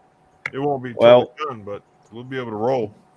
in May of 2024, you could come to Texas, Paris, Texas, and watch me compete in a national archery tournament, and you might end up on TV. Yeah. So, archery Isn't that what we're TV. doing right now? Huh? Isn't that what we're doing right now? We're on TV. Well, YouTube TV. Kind of. No, they tube have a is sporting. tube. They have a sporting channel for national archery, Paralympic archery, just different things. So how do they find enough one-armed archers to put together a whole tournament?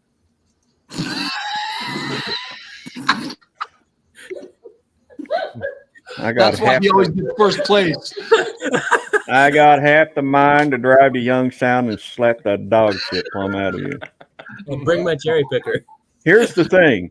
I can join and play compete in the I think it's called OBA or something like that, national tournaments where they actually have a handicap class for people with a disability. I don't need to do that.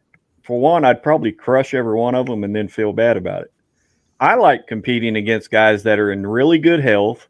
They practice for years and years and years, and they still get the dog crap knocked out of them by a one-armed guy. So you like the total, like, soul-crushing defeat. Yes, and if they do beat me, I tell everybody they cheated and used two hands. Why am I not surprised? Well, I've done that. Hey, listen, there's a guy named Matt Stutzman that was born with no arms, and he is rated right now the #1 archer in the entire world. And he competes. His still using his torso. He competes in the Paralympics, and they train and practice down in Mesa, Arizona. I was invited to come there and hang out with the team one year. So I go, and I had never met Matt, but he's there at the archery bags shooting his bow. And so I just set up next to him and start shooting my bow, and we start talking. And he's like, "Well, I've seen you on that Facebook group, your videos and stuff." And he says, "You're a pretty good shot." I said, "Yeah, what are you going to do if we ever compete against each other and I beat you?" He says, "Well, I'll tell everybody you cheated and used one hand." I thought, yeah, you must be friends with some of those guys I compete against over there in the ASA. All right, Yeah. call it a night. I got to get up early and finish out work on the 37 tomorrow. So we're trying to get ready for Tulsa as well. Hey, thanks for hanging out with us, and I'd like to thank you again for coming to help me with my bus. It was a fantastic experience. Oh, he was here? Lessons learned that weekend, and the friendships that were made will last a lifetime. Yeah, for sure. Amen. I agree. Thanks, Paul. All right, Paul. Talk to Thanks. you I later. appreciate it, Paul. Hey, Marco, are we going to have an Outlaw Edge tomorrow night? I'm working on it. Or should I have directed that question to Heidi? We were actually talking about doing this again on Fridays, but we might have to do it like after 9 o'clock because that's the only time that we get 5 minutes to sit down. So the late show, or we might even do it like the the witching hour and do it at like midnight or something. Outlaw Edge after hours. Glenn will be awake then. Maybe. Yeah, right. You can put in parentheses the Elmo edition. Most Fridays are fine. But that's all right, guys. Good night. All right, Paul. Talk to y'all later. Hey, all Paul. right. Paul. Paul, give Elmo a kiss for me and tell him good night. Isaac Trippy, I think is how you pronounce it. Yeah. I don't know. None of the tournaments that they put on the schedule has ever been in Arizona, at least in the 7 years I competed. But that could change. I don't know. We used to be in Florida, but they changed that to Paris, Texas. So that's Coach Isaac, right? Yeah. Yeah. Hey, everybody in YouTube, I'm sorry I can't get everybody on. The package that I pay for, because I'm on a budget, only lets me have 10 people total. So and nine's fit on the screen better, so we're not adding anybody else now.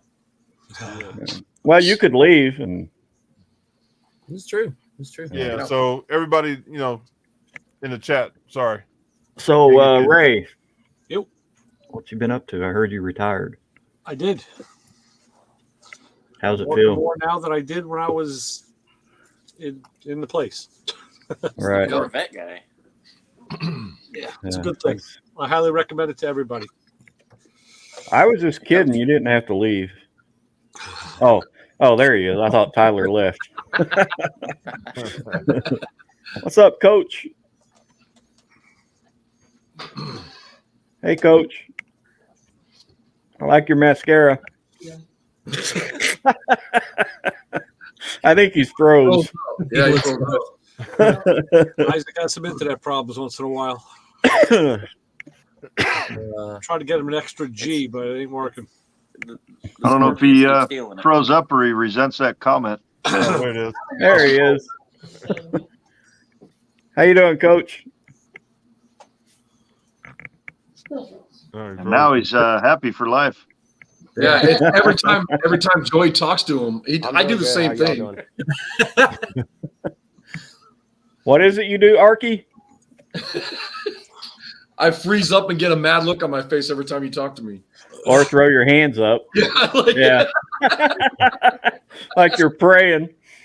That was funny. I still got that picture on my dartboard up Yeah, here. you're good. So listen, guys.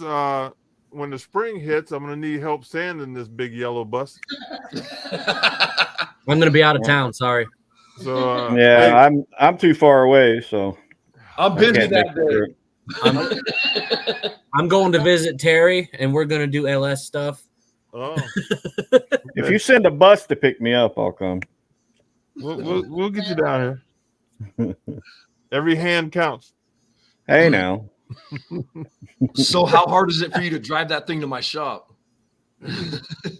Well, yeah, because he could sandblast it.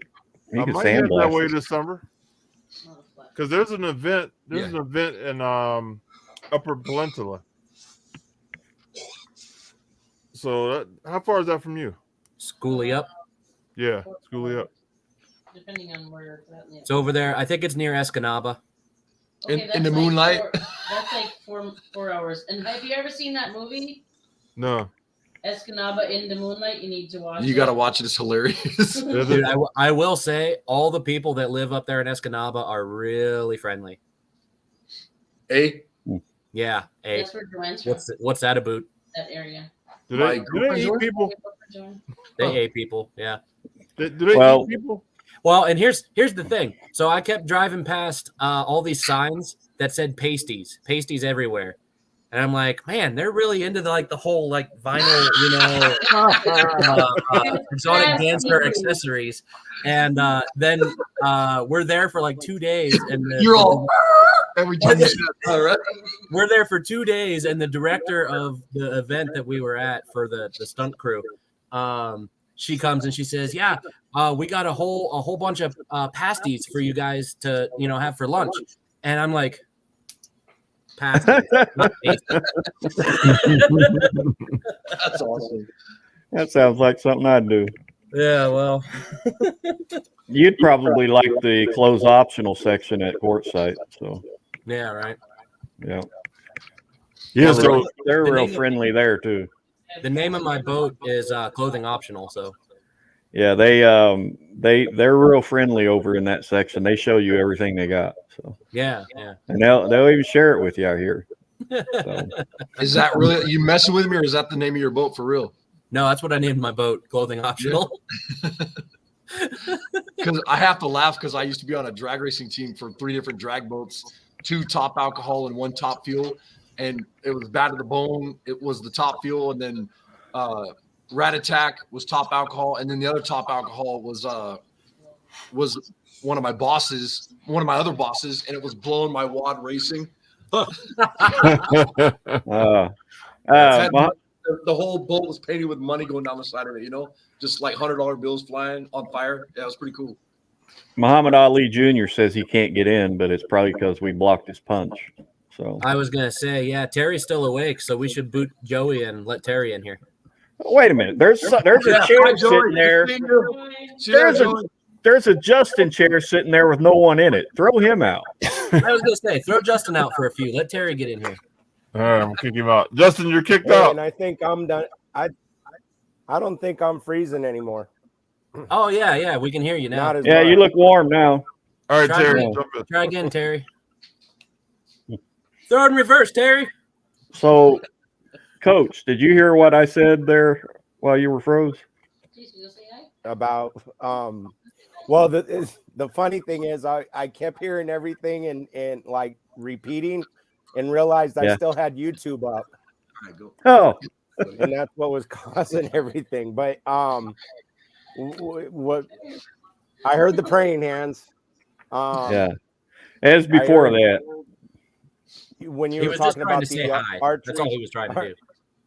the archery and Just complimenting you because the way your face froze, it looked like you had mascara on. So I was just I asking. heard that. Yeah. Okay. Yeah. I was just joking anyway because Arco texted me and says, "Is he wearing mascara?" So I said that out loud. I did not. I got the text. You know what's funny though? I was trying to figure out why my comment didn't come up in the comment section. Somebody blocked it or something. Hey, Terry. My brother. What's up, slow mo? What's happening, fellas? Did you get your stuff taken care of? Got it taken care of. Cool. Got it Yeah. taken care of. How's everyone doing? Good. Good. In the house. Iron Horse up in the house. Papa Squirrel's always. Man, Joey in the house. Woohoo. Oh, you got Mako, man. Yeah. Yeah, Ray. What's happening, my brothers? Now, kids. Yeah, Matco, he's He didn't going. say anything to me, so He's going I snap said on the this guy road. tied. You're like third. Yeah. So Terry, this is what we come up with. We're gonna sand my bus in the spring. So everybody said they're gonna come. So you have to come help us sand. Wait a minute. I didn't hear anybody say they were coming. Oh, I said I was going to Terry's while you're saying the man. I bus. heard people saying, "I'm we busy that day." I live I'm too not far gonna miss away. another one. I'm not going to miss another one. No. hey, I got power sanders. I'm not asking to block it. You think I could handle one with one hand? Yeah, you good. Yeah. I could It'd be a do little- whack. it'd be a little uneven. That's all. I could do sand on, sand off.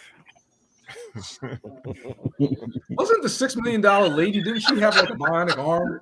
You don't want to hear what Heidi just bro. Did you have a bionic arm? She had a bionic leg. Yeah. What did she say, Arco? She says, I don't want to hear what Joey does at home.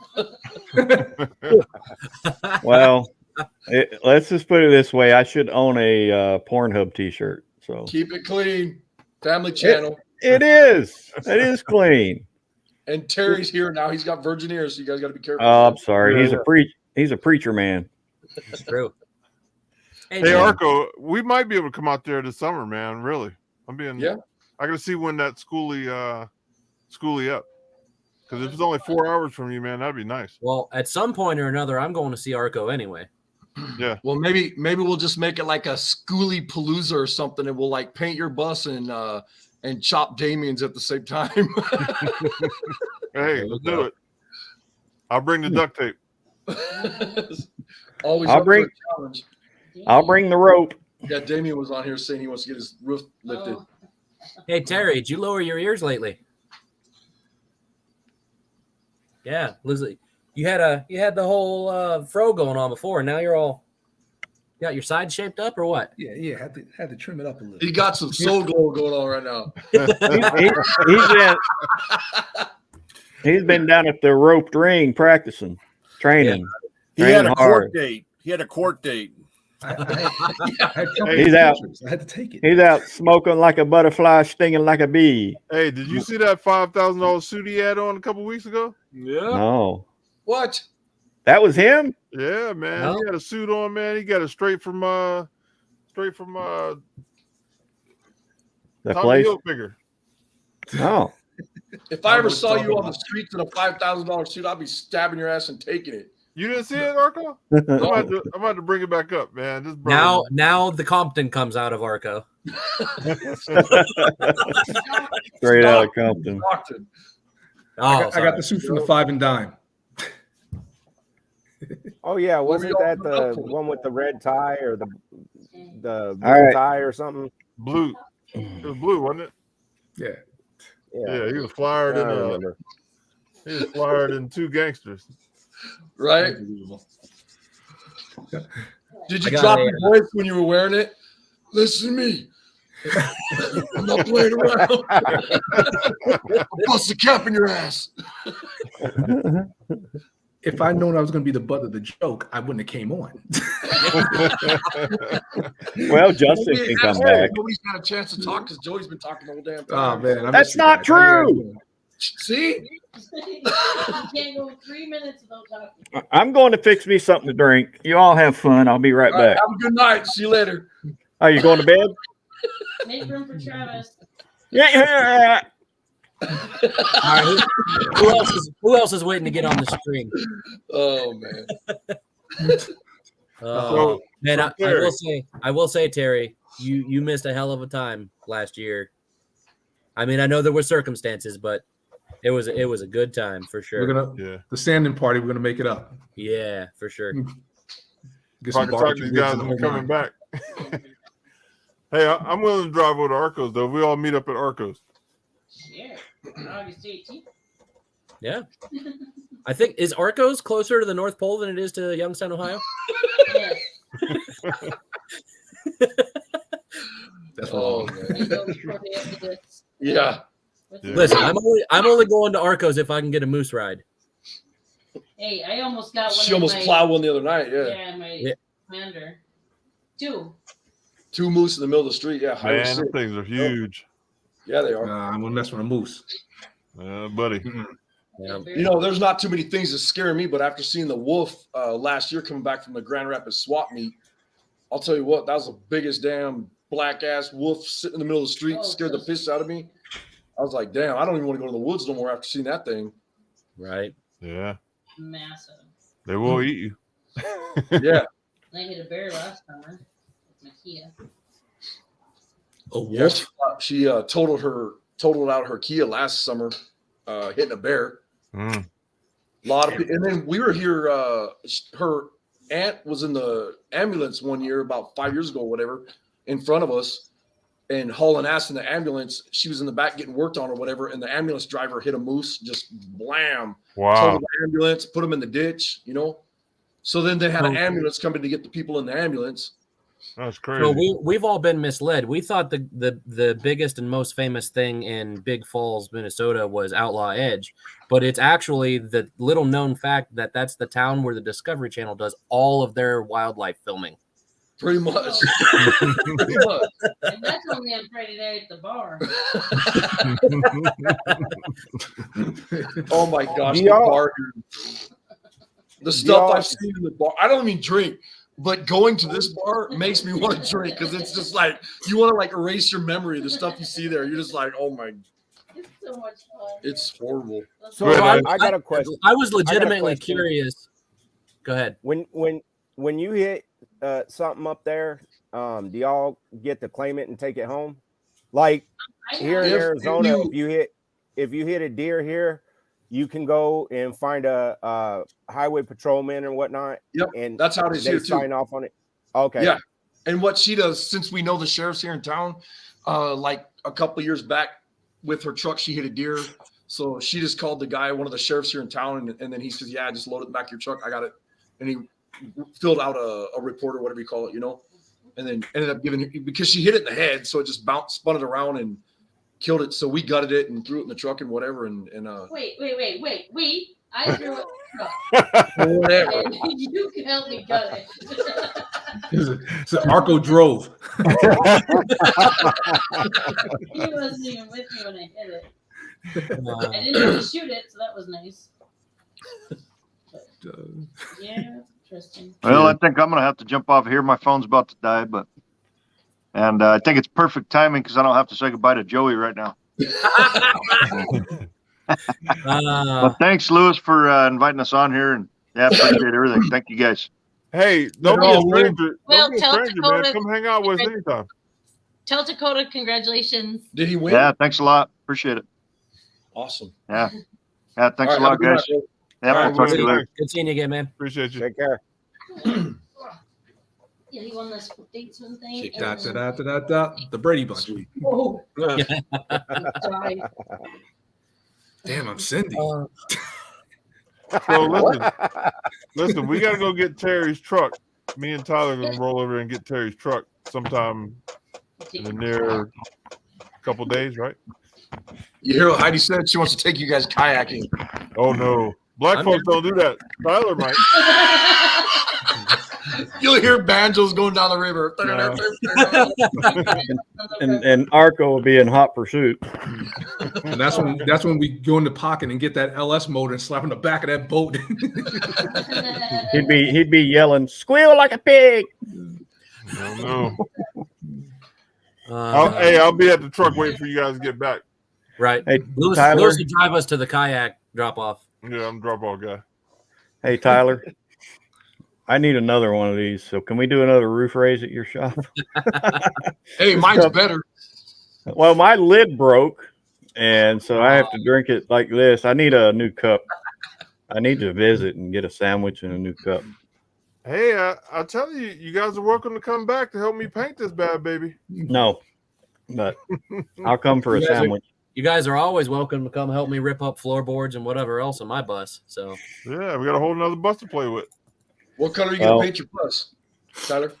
I haven't decided. I'm toying with the idea of doing all gloss black and then like silver and blue like swooshes going almost like think like the Nike swoosh kind of, but a little bit different. So you want people to think you're Michael Jordan going down the highway? Yeah, sure.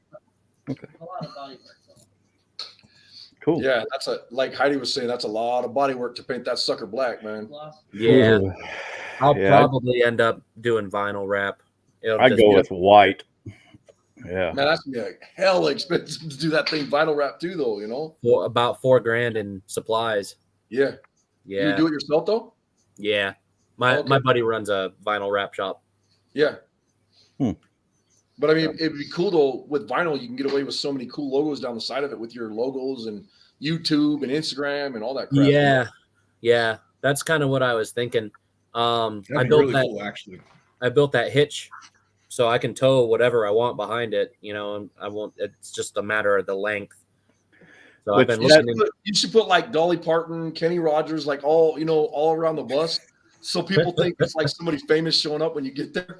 I drove it to the bank a couple Reber months ago. McIntyre. Muhammad Ali and Yeah. use Terry's picture. Yeah. Thank you, then. Oh, that's it. I'll put Coverman 66 on the side. There you go. Yeah. No And more then show. put Lewis No Lee more on vinyl. there. Put Lewis Lee's picture on there, but name him JJ from that one show. Dynamite. What's the name of that? Listen, I feel like Good times. Lewis- That's it. Lewis was a jinx when we were going through the back alleys of New Jersey and New York because he was freaking out. He's like, man, there are way too many bars on all these liquor store windows. We cannot stop here. It was getting dark. Listen, when you see bars and you see liquor store in every corner, you're in a bad neighborhood. Time to get up out. That's a neighborhood you won't remember leaving. Yeah. You were like, Yeah. And were look, like in it was orange, getting dark. oranges. You were like in Orange, New Jersey. You don't want Yeah. to be there. Yeah. Yeah. Yeah. And Is that Tyler, where you? We're calling Terry. We're like, we got on this cars only expressway. How do we get off of here? And Terry's I'm like, like, just I go don't north. know. Just go north. Just come on, go north. Yeah. My only experience in South Orange, when I had to go to Porsche training, and the guy said, they gave us X amount of money, and that covered the tolls. Well, the guy the week before he had gone, he was like, "Oh, you take these shortcuts and you don't have to pay all this tolls, so you have beer drinking money, And I was like, "Oh, that sounds cool." So I said, "Well, give me the directions." And he said he writes his stuff down, and so I ended up getting off of the turnpike, and I could see the turnpike, and I'm like, I'm in South Orange, and a white dude at 3 a.m. in a 5.0 Mustang is not the right place to be in South Orange. And I came up, and these two cops saw me, and I didn't even realize, but I was on the wrong side of we're going the wrong way because I was trying to get back up on the turnpike, because I knew I was lost. And you look shady anyway, so that had to be this bad. was like I said, this wasn't good. And the cop pulled me over. And he walks up and he goes, I said, man, I'm lost. And he said, no shit. A white dude and a 5-0 with Maryland tags in New Jersey. He goes, what the hell are you doing? I said, man, I got off the turnpike and I got to get back on, dude. I'm lost. And he's like, well, just go right on down here and you're going to see 2 trees and a little dirt road. And he said, you can get back onto the turnpike. And I said, thanks, dude. So I get down there doing. Well, I never even thought. I got back on the turnpike. I didn't have a ticket. He sent you to access road. Oh, yeah. So I go all the way down. It's the last stop that we have to get off on the turnpike. And I roll up, and the guy goes, "Your ticket." I said, "I don't have one." He goes, "Well, how the hell did you get on the turnpike?" And I'm like, "Oh, well, this cop told me to drive." And he goes, "Pull it on over, buddy." So I ended up having to pay it was doubled the whole thing. So, of course I go through and get the training. I get back to work. Well, I submit I submit all my receipts. Well, the guy, I get called into the office. He goes, "How come your receipts were doubled?" And I told him what happened. He said, "Dude, we're not paying for this." So, me trying to get extra beer money ended up costing me money. And it was a hell of a venture going through that part of town. So, listen. Wow. So it was even better because when we picked up my bus, we didn't realize that the passenger side mirror didn't adjust. It's broken and it's like someone epoxied it in place. So we couldn't adjust it. We're going through these 2-lane roads with cars parked on each side of the road. And Lewis is going to swing out and make a turn, and he's telling me to basically stick my head out the side of the bus to see if we're going to take out any parked cars.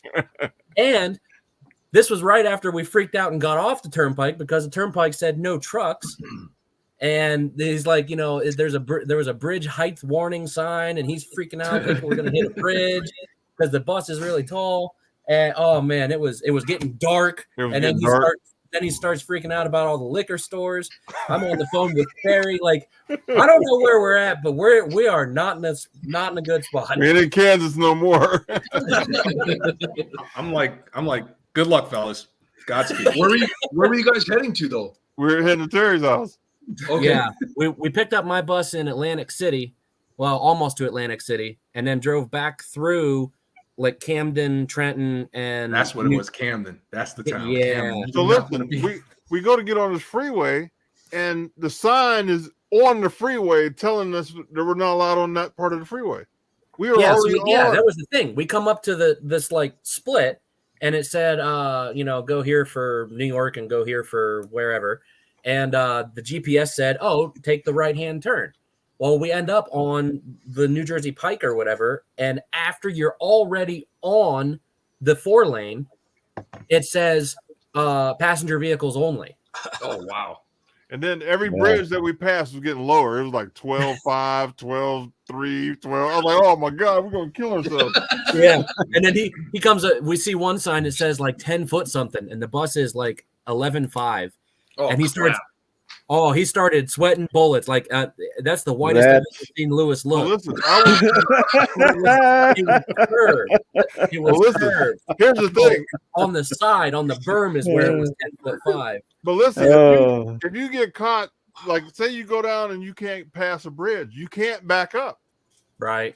You know what I mean? I'll back that bitch up. I'll put it in reverse and I'm out of there. But listen, I don't care. And if the state troopers get you, man, they're gonna jam you up, boy. Right. Only if they that's what I told him. I said, if we get pulled over, I'll tie you up in the back real quick, and I'll just drive this thing illegally, and I'm not going to risk your CDL. Yeah. So listen, we get off the exit, right, and we're in the hood. I'm like, oh man, there's bars on the windows. So that's the first sign. And he was like a freaking chicken nugget out of the oil and into the fire because he's freaking out about the bridges and being on this passenger vehicle only highway, and we get off, and within like 3 blocks we're lost. There's all the questionable characters hanging around on corners and stuff. He's like, Brian was there. This is not good. This ain't good. Hey, I've been robbed more than once, and that's not a good feeling. Well, Lewis, I have one last question about your bus. Okay. Are you going to be hauling or pulling a enclosed trailer behind this as well for your motorcycle? Ask him again tomorrow. He changes his mind all the time. Yeah, I'm up in the air, so I might pull a pickup with my bike in the back if Arco ever gives me a price on it. Or good luck. Yeah. Good luck, because I got a Ford cab sitting there with weeds growing through it, and can't get him to touch it. So if I don't do the pickup, I'm gonna do an enclosed trailer with my bike in that. So one of the two. Okay. My vote is for the enclosed trailer because then you can also use it as a workshop. Yeah, that's what I'm going to do with mine is enclosed trailer big enough for the Can-Am Spider, plus tools and generators, everything I'll need. Probably have a little pantry in there for canned foods and just different things. Put you That's why I'm not crowding up my. That's why I'm not crowding up my living area. You know. Yeah. Where's the caddy gonna go? I don't know. The caddy, I don't know. The caddy's getting sold at I auction. think I'm gonna sell it. Yeah. I don't know. Terry's got money. He's going to get it. He'll be right back. He's going to the ATM. That's a 77, isn't it, Lewis? Yeah. Yep. 77 caddy. Coupe DeVille. 2-door. Yep. White interior with a fuzzy dice hanging on the windshield, right? And the diamond in the back. Diamond in the back and a piece of fuzzy carpet across the dash. That's the perfect one for the for hydraulics. Yeah. 22-inch blades. Oh no. No, 13s. Oh, there you go. 13 spokes. Yeah. I don't know. I don't know what I'm gonna do. I got so many options, you know what I mean? It's like, I don't know. I ain't gonna pin myself down. You know what I mean? I'm just gonna flow with it. It's not options. You just got too much to do. Yeah, yeah. Like you know, about time. Yeah, Peaches. I gotta fix her because summer's coming quick. So Peaches she's about to get up on the table in a minute. Peaches. Who's Peaches? My motorcycle. Bike. Oh, gotcha. Yeah, Peaches. She's kind of mad at me because I didn't ride her all last year because she was down. So right. You know. Yeah. I gotta rub her right. I gotta rub her the right way. Sounds like a lack of kinkiness on your part. So. I bought her a new butt. So hey, Arco's got a tube of Astroglide he'll loan to you. you still got that? So I'm doing a video one time and I get a box from Joey on YouTube.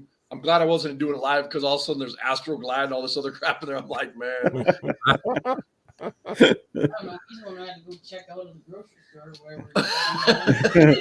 Then I heard Heidi in the background. I'll use it. On Arco. That's why his hair's slicked back right now. He couldn't get it all out. You guys are terrible. They started, Terry. I have to finish. I know. Yeah. I'm a nice, humble Christian man. Block Joey on this channel.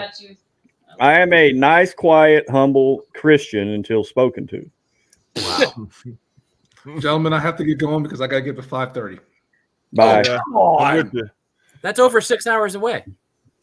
Yeah. Yeah, right. By the time I finish eating You dinner. can sleep when you're dead. Yeah. Yeah, I got to bounce too. Why do you have to get up that early? Who are you pointing at? Is that Work. the wife? No, Where do that's you work? Where do you work? In Jersey City. What do you do? Windows admin, network engineer. What? He's smarter than Computers. you. I build servers. Oh, I know how to do servers. He's a professional computer geek. I have an email server that's sitting here right now. So is it Let's Hillary? tweak it out. Let's make it a water processor and make it a game. No, I do not delete people's emails. Oh, okay. Yeah. Joey, tell Well, I Arco do to have to read get you the going. message I just sent him. Arco, So, read gentlemen, the it was message beautiful Heidi talking with just you guys sent for to a you. short time. That was Iron Horse. Well, I mean, All right, Terry, I'll holler at you all this right. week. Yep, I'll talk with you. Terry, Take care, Ray, it's Mr. Arco, and Hey, it's a pleasure to call me tomorrow, Terry. Brian. I pleasure to guess. see you, Terry. It's always a pleasure seeing you guys. I'm jumping Yeah. ship Take care. too. Take Call care, me be tomorrow, safe. Terry. Yep. Is Ray 100%. taking over, or are you just shutting down? Yeah, Ray's he's the Ray's running the after show. all right, fellas. I appreciate No. everybody, and I'll talk to you when I talk to you. See you, Lewis. See you, brother. Appreciate you a lot. Hey, Williams says, tell Joey he's not pure because he wasn't born with one arm. He lost it later in life. He's a handicap poser, a trans handicap. He's been sitting there thinking about that all night. He's like, what do I Yeah, he's a very slow thinker. It took him at least an hour to come up with that. So you can just tell by listening to him in the videos when he's talking. So William's pretty cool. I like him. I like him better than Arco. So I was just going to say I like him a lot better than you. So hey, we finally have something in common. Common ground. But seriously, when are you going to get started on my truck cab? I think you got your hands full. Yeah, I'm a little. No, busy. my hands are not full. See, look. Not you. Oh, Me, I got my hands full. Arco's I busy know. shoveling snow for like the next 4.5 months. Hell no. Honestly, that's fine on that because I've got this project where I haven't decided what vehicle I'm buying yet concerning traveling. I'll know probably around the middle of March what I'm going to go with. So you're gonna become a what do you call them? Professional vanner. No, but Van lifer. a hobo, yeah. A nomad. A nomad. There you go. Yeah. So a gypsy is what I was trying to think of. I just recently down by the river. I just recently got an email from Minnesota at your guys' area inviting me to the campgrounds. And so, You might yeah, have signed up for something. I did. I signed up for the newsletter and they didn't run your background check yet, I guess. Right. No, well, I think they did, and it passed because I gave them Arco's social security number. Then it wouldn't have passed. Trust me. They would have been like, "Stay the hell out of my town." Why do you think he's from California, hiding out in Big Falls, Minnesota? Well, they replied back. They replied back, said, "Oh, hello, Mayor Arco." People always say they're like, the only reason you live in Big Falls is because you're hiding something, and I'm like, me? Witness protection. Yeah. Yeah. No, it's not wit. It's witless. Oh, witness protection. Yeah, he's like that Larry the Cable Guy in that movie, Witless Protection. Yeah. I was so disappointed when I found out that his accent and everything about him is all an act. Oh yeah, it started out on the radio there where he's from, and then it He's turned literally into, got like his real speaking voice is like he's from Boston or something like that. yeah, exactly. Yep. Mine's real though. Mine's real. If you hear that redneck coming out, I was born with it. Look at Williams' comment. We sent Joey the Minnesota invite as a joke to play on Arco. Oh, well, that makes sense right there, by God. Yeah, you bunch of retards from Idaho. Wait till I visit there and park my Listen, camper right in front of your overhead door. You can't use that word because you're going to get our stream shut down. Which word? Cancel. The word by God or Idaho? No, Yeah, Joey. right. What? You can't use the word Joey on there. You'll get it shut down. Oh, so Ray, the R word. I want to talk to Ray. Ray. Ray's the only one here that likes me, so he enjoys talking to me, don't you, Ray? Just say it. I got his number. You can call him. That's right. Well, he's got my number too. He just don't never call. I might have blocked him. I don't know. Wouldn't be the first time. I'm just kidding. Sorry, Iron Horse. Yeah, he's triggered apparently. Yeah. So Ray, you're awful quiet. Yeah. Well, you guys are taking over tonight, so I don't mind sitting back and letting somebody else take center stage. That's fine. That's what happens when you get Joey and Arco in the same room. Hey, this looks gangster on you. You look good. What's that, retired?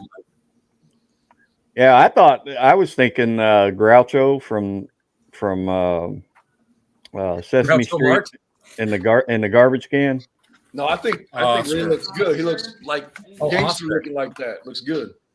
Yeah, hey, that would be so cool if they rewrote that whole scene where these kids go up and they start talking to Groucho in the garbage can, and they're like, Groucho or Oscar, you're so rude, or Oscar. Well, I live in a freaking garbage can. You'd be rude too. But hey, look at William's comment now. I get more words on here than live. That's gonna be that's his strategy from now on. He's just gonna be in the chat because we read what he's saying instead of him trying to butt in. Oh, I see. You guys are crazy. I don't talk that much. He's cracked the code. You don't talk that much. You just don't shut up. That's the problem. Hey, Papa Squirrel. You don't talk that frequently. You just continuously. Right. Hey, Papa Squirrel, how you doing? She's over here shaking her head like. I'm shutting up. He's just over there. He's over there muted, having a good time. Tyler, tell us more about your bus and your plans. Remember when Joey lit Tyler's dad's food box on fire? I do. I remember. I didn't know who he was at the time. Oh, man. But I soon apologized when I learned. He comes up, he's like, you know that shop you're working in and most of them tools you're touching? Yeah, I own all of it. I'm like, oh my God.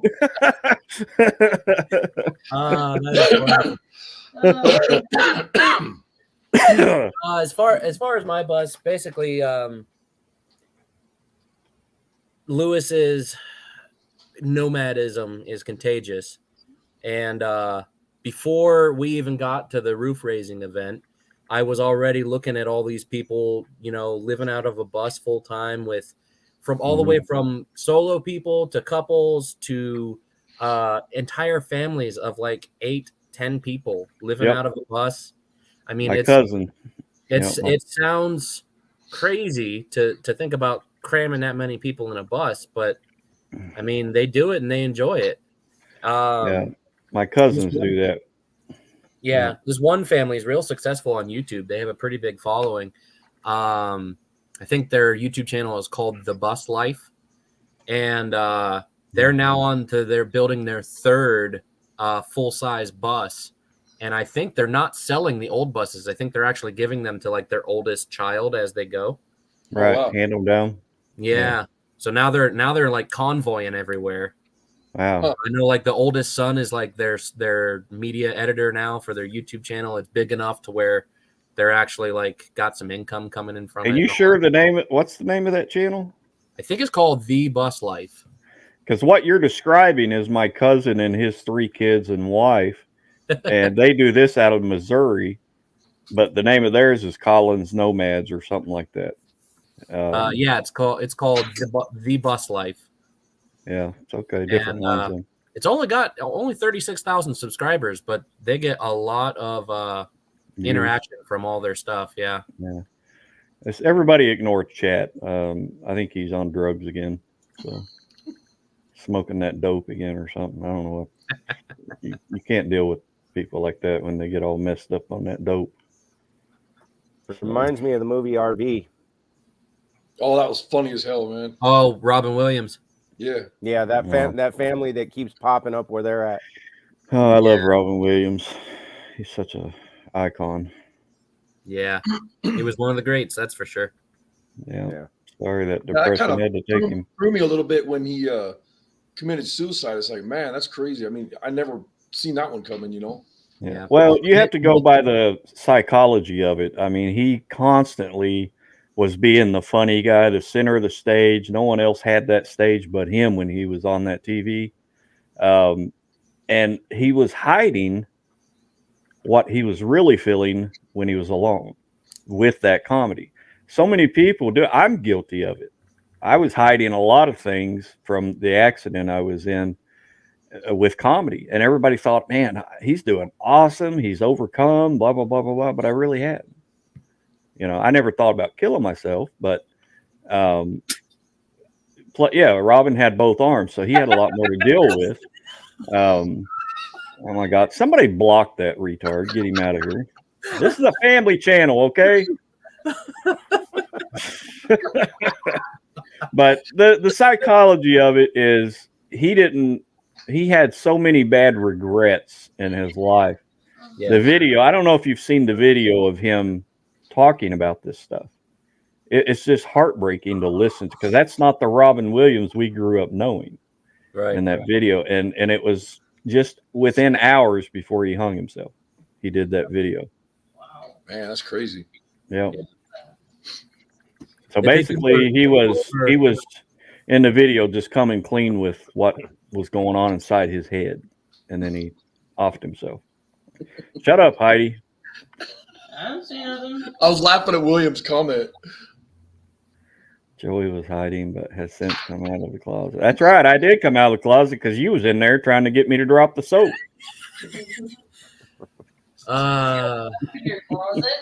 Keep running your mouth. I'll come up with something better, by God. I'm out of here, you guys. It's weird around here. Seriously, you're leaving? You're leaving now? Yes, sir. Cool. We can finally get a word in. You guys have a good night. Good seeing all you guys, man. Same to you, brother. Bye, Heidi. Good night. Good night, Heidi. Well, no, you got more to talk about. Are you going with DC or DC to AC? I'm gonna do pretty much everything on DC AC. The plan is to have as much redundancy as possible while being balanced against as much off-grid capability as possible. Right. So I'll have some means of cooking with propane, but all of my primary means of cooking will be electric. Like heating water is going to be the same way. The goal is my overall plan. I have two major goals.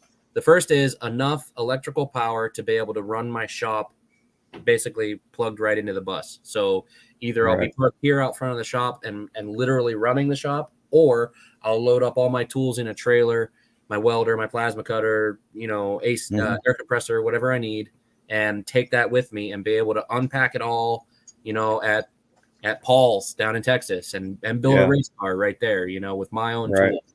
Yeah. That's goal number one. Goal number two is being able to be off grid and boondocking for 60 days. Right. Without being plugged into shore power. Yep. I've been researching the laws on traveling like from state to state with a bottle of like argon, for example. Mm-hmm. I haven't found nothing yet that prohibits that. The only thing I'm finding is about the propane. Right. I don't think there would be a law, because if there was, and construction companies that carry welders and tanks on their flatbeds, going from one state to the next to work, I don't think, if I find anything, obviously I'll share it, but I was talking to the proprietor of my local welding shop. The guy, he sponsored the roof raising event, actually, Buckeye Welding. Yeah. He sent us that spark shield and a bunch of argon tanks and stuff. Yep. He said the only consumables tank you can't use laying down is acetylene, because it's dissolved in the acetone in the tank, and you got to have a vertical orientation. But he said any kind of like inert gas, like argon mix, any of that stuff, you can use on an angle or laying down flat. So that's my plan, is I would like to have all my primary tools built into the bottom of the bus.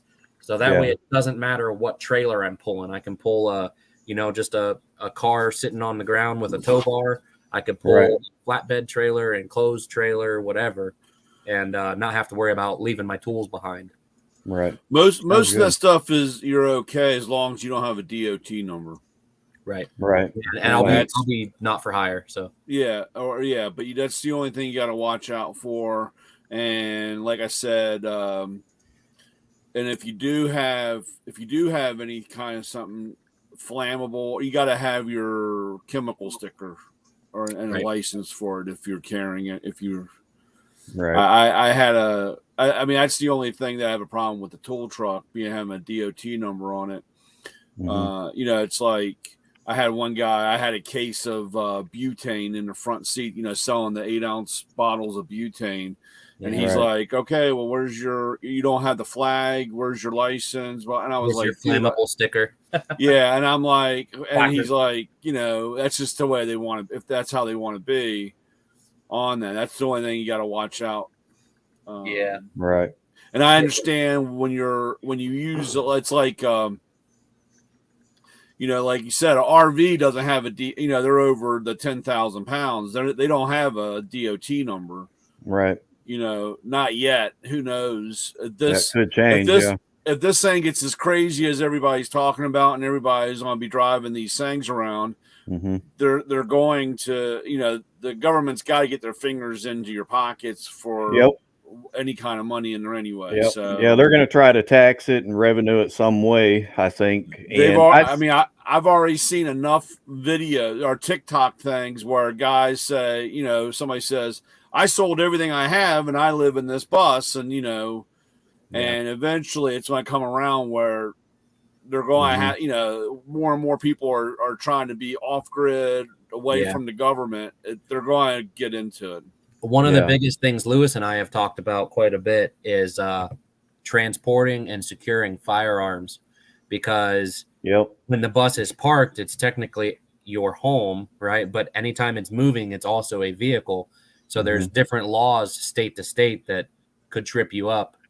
Yeah. The thing too with that is if you carry a CCDW, most states, like if you're in the state of Ohio and you have a CCDW in Ohio, most states other than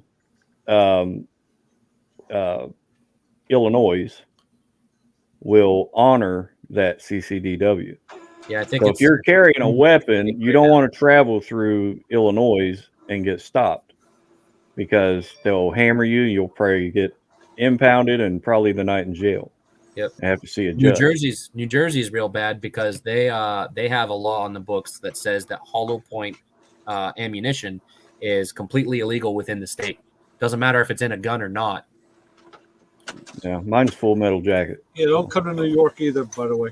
Yeah, well, that's like Maryland just passed the, you know, concealed carry, but then they made it that you can't carry within 300 feet of a public area of personal I mean, not personal, but where people could gather. So that and then they gave a list that's sidewalks, buildings, the Supreme Court's after them about that. Yeah, so basically you can carry, but you can't be 300 feet from anybody else. So it's kind of you know, crazy about how they you know, they regulate it. This is one thing that I've learned over a period of time in my short lifespan. You have to really watch what you ask for. Yeah. Because, you know, when I was a little guy and I said I wanted a house full of women, unfortunately I had to make them all. I got what I asked for, but I made them all. So I don't ask for anything anymore. Yeah.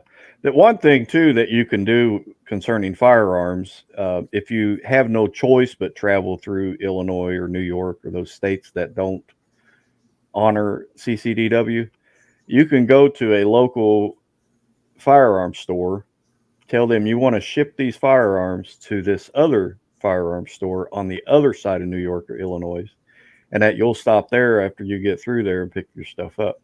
And they'll do that. You pay for the shipping, obviously. Yeah. So that's one way to do it and be safe. This way, if you get stopped, they search you, you ain't got nothing there. Well, so the interesting thing is, as an RV, I believe in almost every state, they have to get a warrant to search the living compartment of the vehicle other than the driving compartment. So that would be a warrant for that. And then it would also be a warrant for any locked containers, like a gun safe on board. Right. I think Papa Squirrel's muted, but you're muted, Papa Squirrel. Yeah. Because I think you travel with firearms, don't you, Papa? You're still muted. Still muted. You're muted.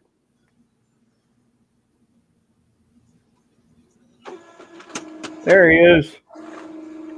You're back. Is he? I think. No, he's not back. No. I'm hearing something. You have to do. Look, there you are. Now you can talk. Now you can talk. That thing wasn't there. Yes, it was. We got tech support on I it. have to have my wife with me because she keeps me from getting in trouble. Yeah. Good tech support. If you've got a concealed carry permit, which is rare, but I got one. Ha ha. Wow. As long as you're driving your motorhome, this thing that we're in, you're considered a vehicle. And the cops can stop you and search everything legally, everything. Once you park this son of a bitch, it's now your home or your domicile. They can't come into it without a warrant. Gotcha.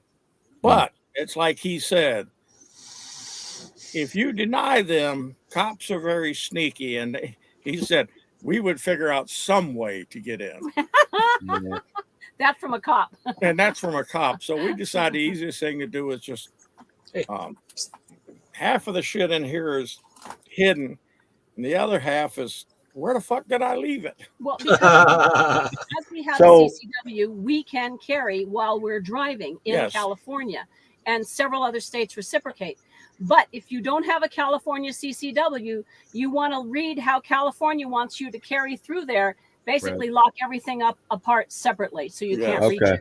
Yeah, it's Vermont, same way. Other than high capacity magazines, I think almost any firearm could be transported through any state if you follow their individual guidelines about security. I have to leave my bazooka back at home then.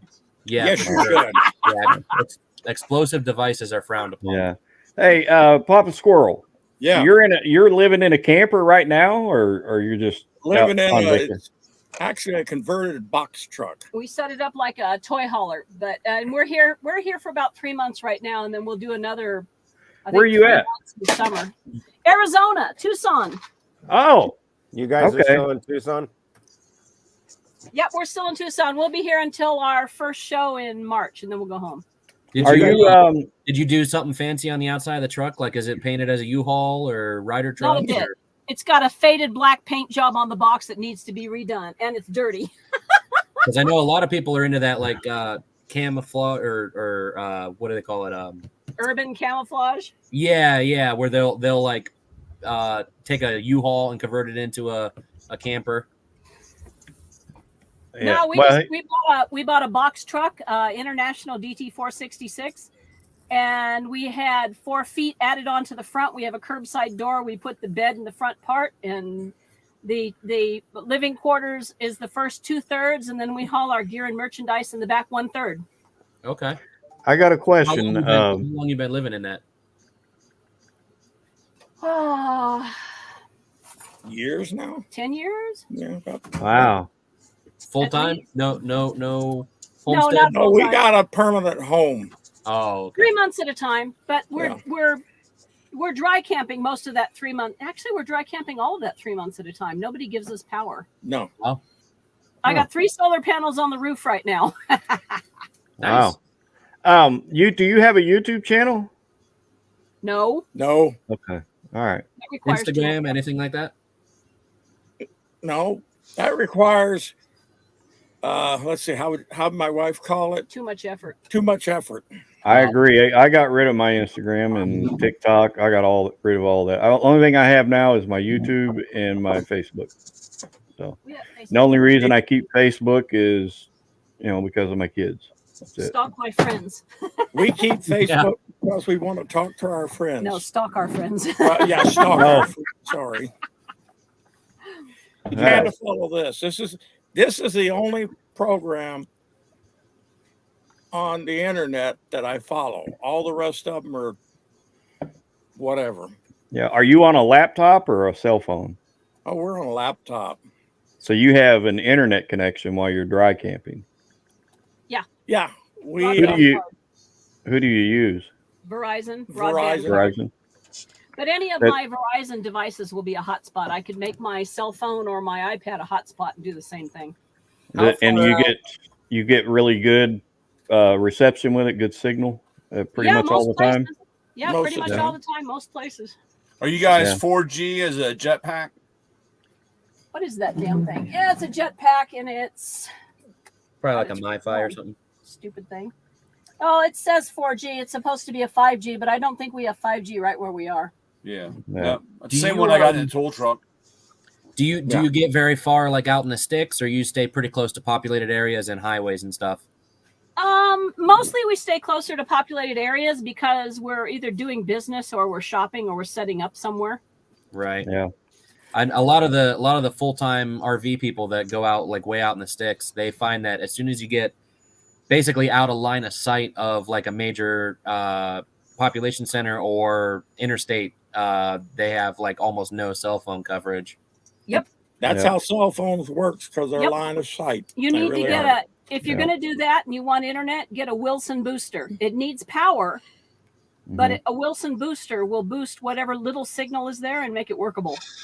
Most of the time. I've heard some good things about the newest version of Starlink too. It's supposedly it's RV friendly now. Like before, they wanted you to just have a fixed location you used it from, but now I think it's mobile friendly.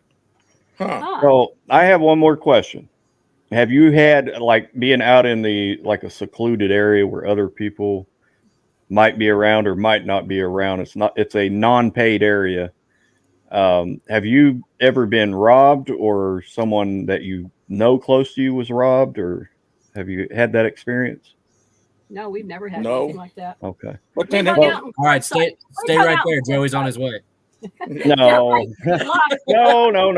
not going to rob him. The reason I ask is there's a guy here on YouTube. He's always in like Quartzsite, and you know how they have that BLM land everywhere there. We've stayed there. Yeah, we've stayed there many times. Okay, well he recommended if you're going to plan on staying the 7 months that it's open, you should go ahead and just pay the $180 for that 7 months and be in a populated area. Because if you're out there on the free land to camp, and as soon as you leave to go to town, somebody's going to come by and rob you, and you'll never know who it was. Yeah. Yeah. And which makes sense. I don't think he experienced that, but he's kind of a veteran. He's been doing this for about 10 years, and he lives here in Northeast Ohio. So every probably around November, he's heading to Quartzsite.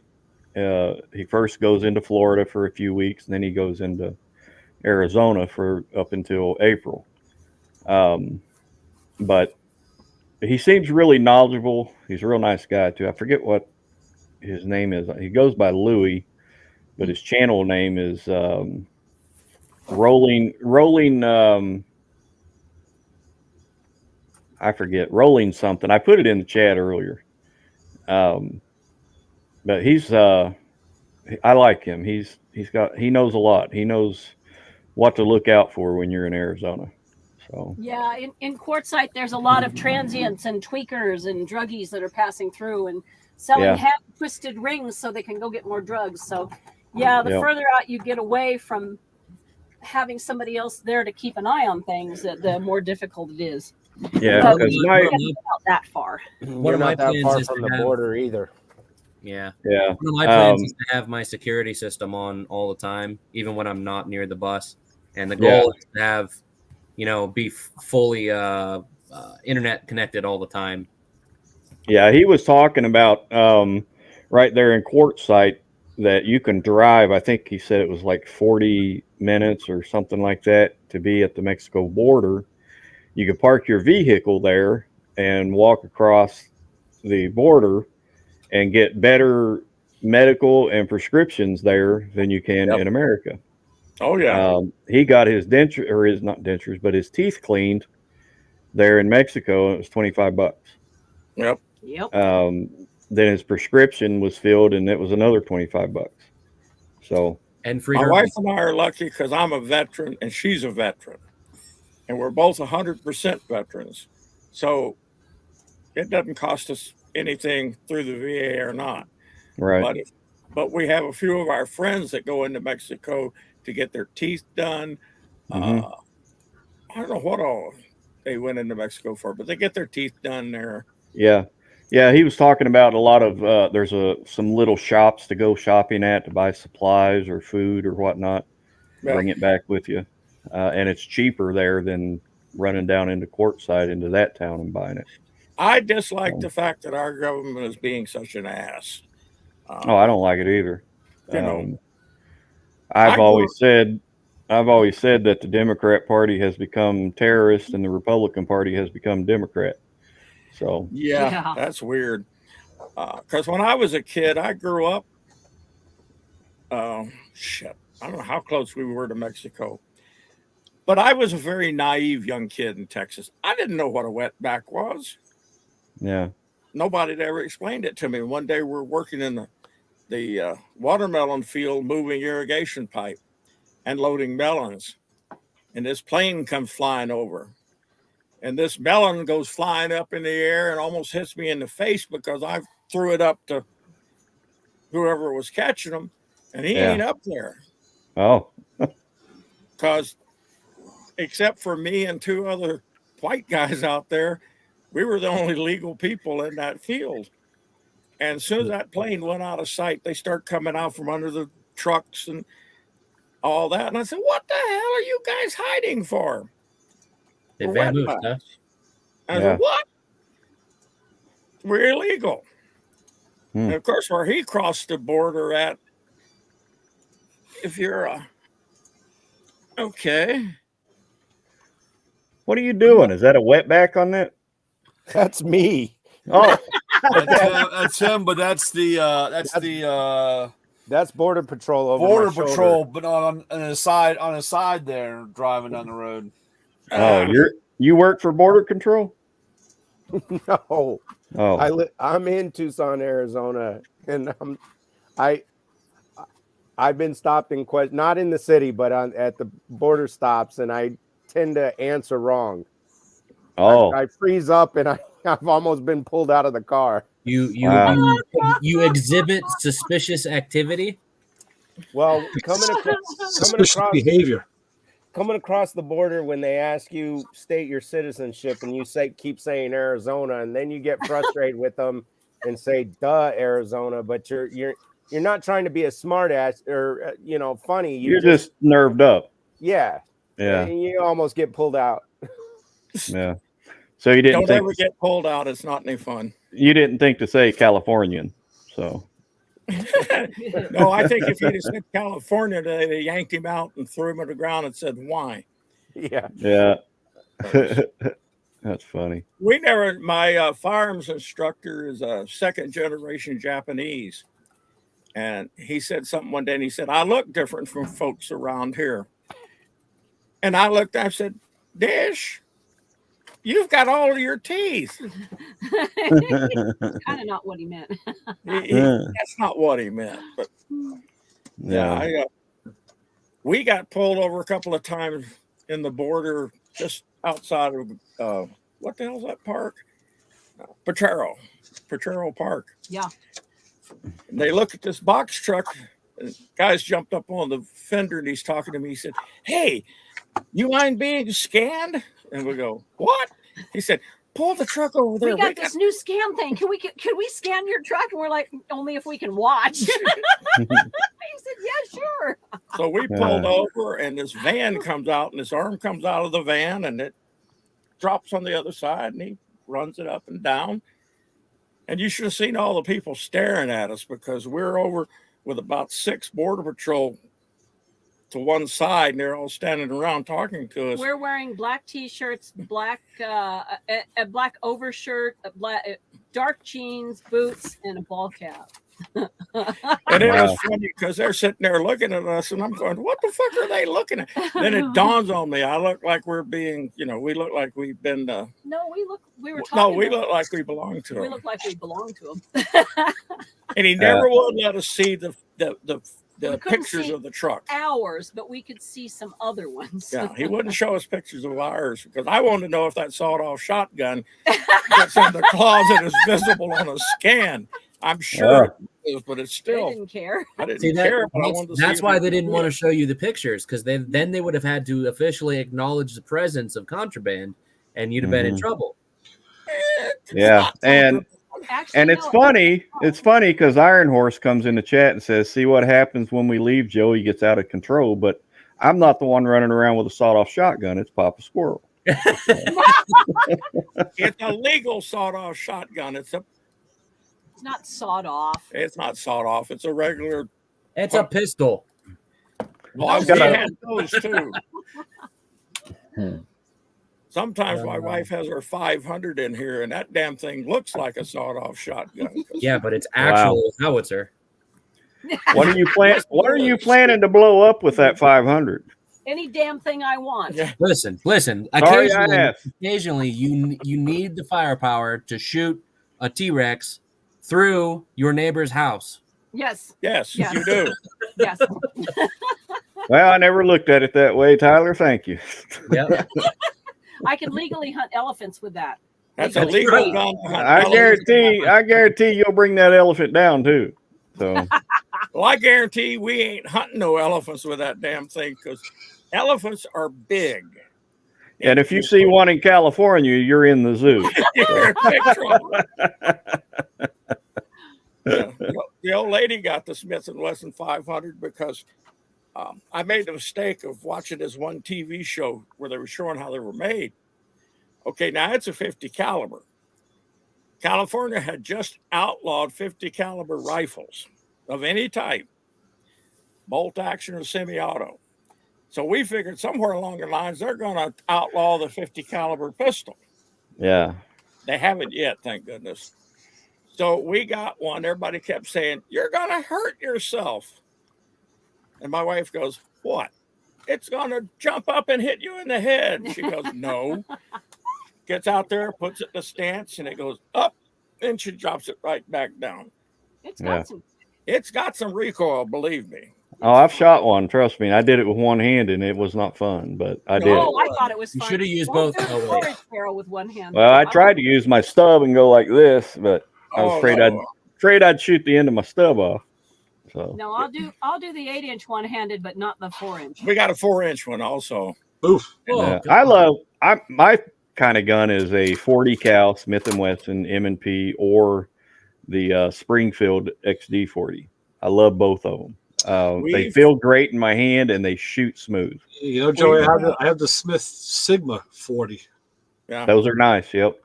We've got three Glock 40s 40s, and I got one XP 40. Okay. And that one I bought, and then my hand just didn't work with it very well. Yeah. But when we got the Glocks, they were a lot easier for me to hold. Right. And since this doctor fucked up my right hand, it's taken me 3 years to get back to where I can use a 9mm and qualify for concealed carry. Yeah, I used the Springfield 40 when I did my concealed carry, and I hit the target 19 out of 20 times with it. So Not bad for 5 feet away. What? That was 20 feet. I got a Springfield at 9. 15 yards on a standard silhouette target, my wife can hit the head every time. Wow. I ain't messing with her. Neither am I, but if I ever get held hostage, You know who's coming after you, right? that's right. She's going to come. As soon as And she so puts that pistol in the air, And so I'm gonna fall limp. so you know Well- if she hits you instead of them, it was intentional. Oh, yeah. This is Hush now. this You're is giving one her of those- away. I don't piss my wife off because we'd gotten in some poison ivy. Oh my God, we were covered with poison ivy. Mm. Somebody said, My face was swollen. yeah, her face looked swollen, and somebody My said, eyes were swollen. "Did your husband beat you?" And I said, "No," and I can prove it. And they said, "How can you prove it?" I said, "See my chest? There's not 3 or 4 little holes in it." Or big holes. Right. Because if she ever shot at me, it would not be an accident. Yeah. So, so Papa and Mama Squirrel, when are you coming to Ohio? Oh, I need your help. Is why I just. I've never been to Ohio. Shit, we have a we lived in Montana. That was as close to Ohio as we ever got. Have I driven through Ohio? I don't even know if I've driven through Ohio. Montana, I think, is about what, 8 hours, something like that. If you haven't seen the Jesus is Real billboard or the sign for Grandpa's Cheese Barn, you haven't been through Ohio. Oh Lord, I haven't been through Ohio. No, we haven't. And if you haven't seen the 3 crosses all standing together, then you've definitely not been through Ohio or Kentucky. So I'm trying to think where we've seen 3 crosses together. I don't think we've seen 3 crosses together. No. I don't remember 3 of them. There was that one. Where's Diving Jesus? Huh? Where's Diving Jesus? Diving Jesus is in. Did he fall down? No, he's up from us in Oregon because we. You guys go to Burning Man, don't you? There was. Nope. Iron Horse Garage over here in Tex running his mouth. Yeah, we can't take him nowhere. Probably gonna be a long time before we come in that part of the country right now because Well, what I'm gonna do concerning the build that I do, I'm gonna get the enclosed trailer set up to haul the Can-Am Spider and all my tools, get all that in there, get everything ordered that I'm gonna need for solar, sink. I want to get one of those on-demand water pumps. Basically everything I need, and get all that stuff fastened and mounted down. And then as I'm traveling, I'll have my generator I can fire up, run saws, whatever, drills, and just build it as I'm traveling in it. And yeah, that's the plan anyway. But my biggest thing is I want to be ready to leave Ohio no sooner than the end of August of this year. So I will say that having slept in my bus a few weeks before building anything really helped me figure out like where I wanted to put stuff and floor plan and that kind of thing. Oh, we're still rearranging stuff in here. Oh, yeah, we're still rearranging in our truck. 10 years in that, and I still rearrange things. Rebuild, build something new. Yeah, I think what I'll do is take some of that orange marker paint and just kind of do an outline on the floor of where I think I'd want stuff, and basically use that as my my blueprint. So chalk, chalk I too. use chalk on the walls. The wife says depends on your floor. She used chalk. Yeah, well, I'm talking about before I put any flooring down, subflooring or main flooring. Oh yeah. That. Ours came with a hardwood floor. It's a forklift floor. Yeah, you got a box truck with the roll-up door in the back, right? Right. Yeah. Okay. Yeah. See, I've considered doing that as well, getting one of those that would just be so roomy for one person and their dog. It's awesome. If you do, get one with a curbside step so you don't have to have a ladder to get into it. And then change the roll-up door with a regular door. Yeah, the one I looked at on the marketplace has a big heavy-duty step bumper. I'd have to build another step just to get to that bumper, and then from there I could step on into the truck. But what I would do with mine is I would remove that overhead door and then frame out the whole back with some angle iron or something that's really sturdy, and then sheet all of that with sheet metal, and then cut a door out and put like a regular door type there. Yep. And the one I looked at too, like on a U-Haul truck, it's got that pull out ramp to walk up and get in. Yep. This truck has that on there, and it's got like 63,000 miles. It's a 99. It's a cargo van, but it's got the box on the back. My old tool truck had one big freezer door on the back that would open up, but my newer one has 2 barn doors. It's like barn doors. They're 3 feet wide. Is that where you kept the ice cream? No. That's where he kept body parts. Yes, but it makes it. Actually, the barn doors are nice, But Yeah. I wish I had the freezer door instead because it's just easier to open one door instead of opening the two doors. Yeah. Papa Squirrel, I got a question. Would you mind, if you don't mind, maybe pan your camera around so we can just see how you built things inside that box? Oh, geez, it's a mess. Well, I was worried about that too, seeing women's bras and stuff laying around and hanging from the ceiling. No, you won't see those.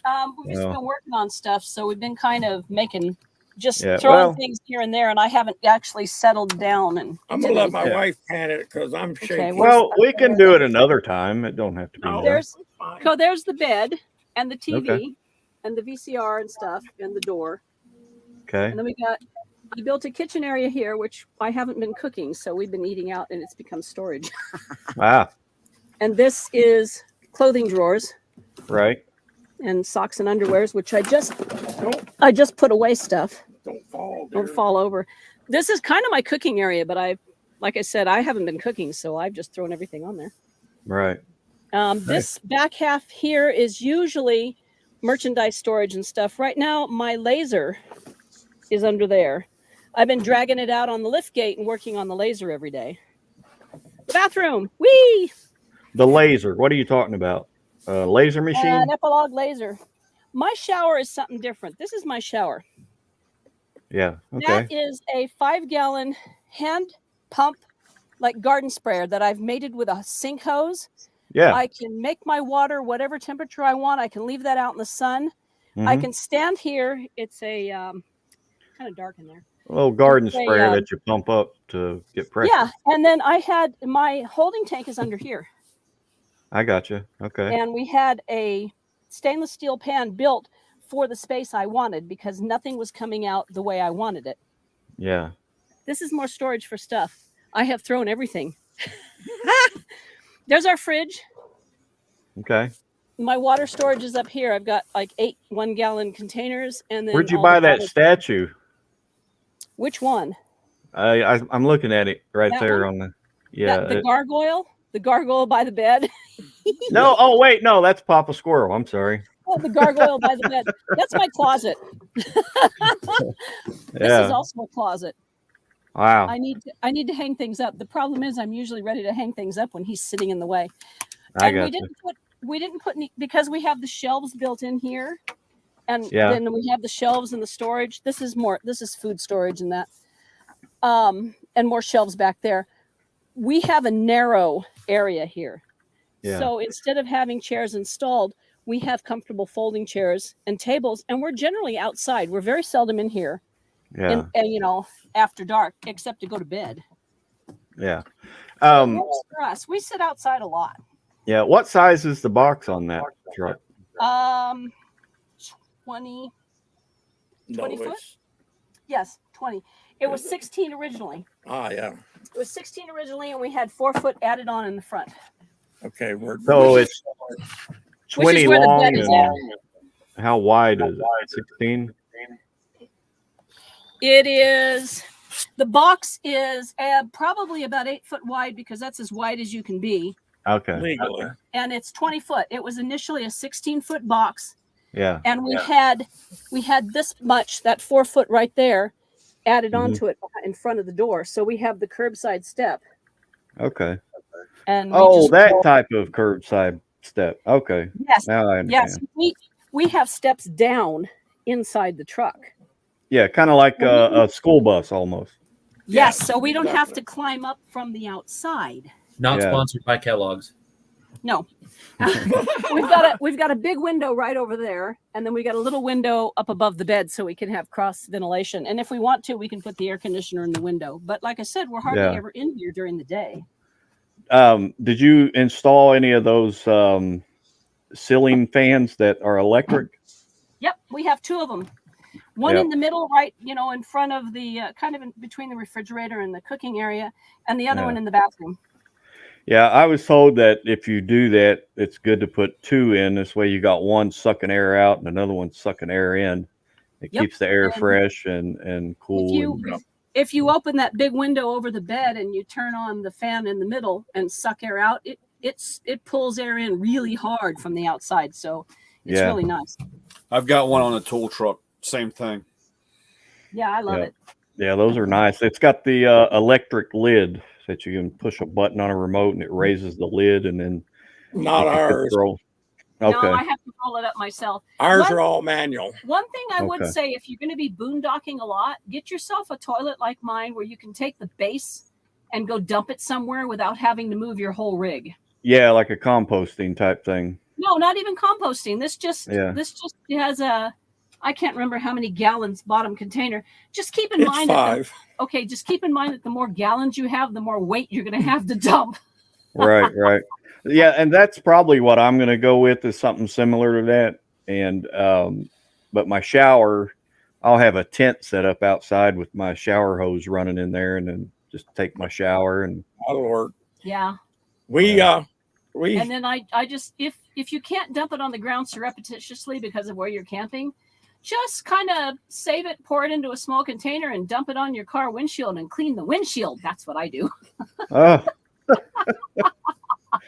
Yuck.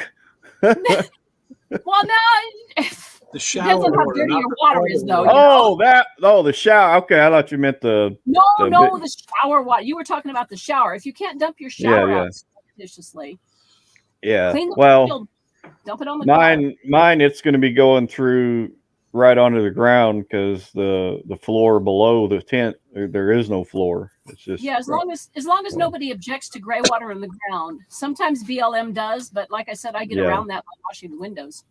Right. Yeah, right. we don't.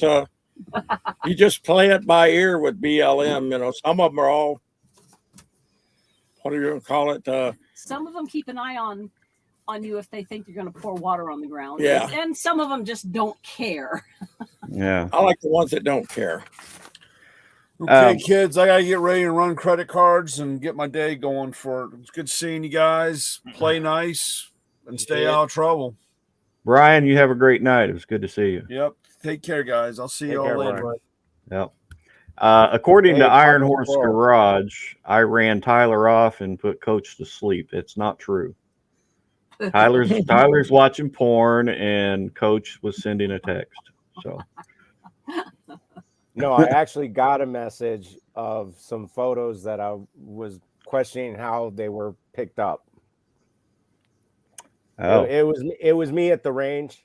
It was me at the range, but it was some of the players I coach, and I'm like, how did you get those pictures? So I forgot one of the older brothers is God,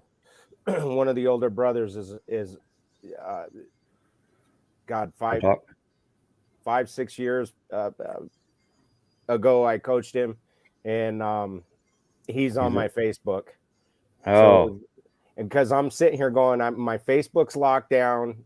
I don't, only people that I've friended can see stuff, and I'm going, where did you get this pic? Where did you? Yeah. So, a sneaky photographer. Yeah. Listen, Joey, if you know what's on my other screen, you don't have to blab it to everybody. I'm sorry, I really didn't know, but but I want to thank Papa Squirrel and his wife for showing us around in their setup there. I think that's nice, and I'm glad you guys enjoy it. I can't wait to get out there and just start learning from all the veterans that's been doing this, and just get a system down that I'm going to enjoy. Like I was saying earlier, once I get that part done and I'm actually there in Arizona, I'm going to be training pretty hard and getting my bow set up perfect and getting my form back in perfect shape to where when I go to compete in 2024, hopefully I'll come out with some first place wins like I did that first 7 years I did it. But that's what my goal is. Is that an annual competition? It's every year. There's 7 tournaments in the tour, and if you earn a certain amount of points, then you get invited to the World Nationals in Vegas, which would be in December. I've been invited like 4 or 5 times to that, but I've never went. So but I want to do that. I think I can do it. I'm still a pretty good shot, even though I haven't trained worth crap since 2018. So I can still pick my bow up and knock a lifesaver off the top of the neighbor's cat. So that's still to me a pretty good shot. How's the cat feel about that? Not too good, I bet. Well, his hair is growing back, and I haven't seen the arrow. I think the dog grabbed it. No, I didn't do that, but I could do it. We did that. I had a guy challenge me one time. He says, I bet you can't shoot an arrow through a piece of 3/4 inch PVC pipe. I said, set it up the way you think it should be set up. Tell me where you want me to stand. I will put the arrow through. He says, do it at 20 yards.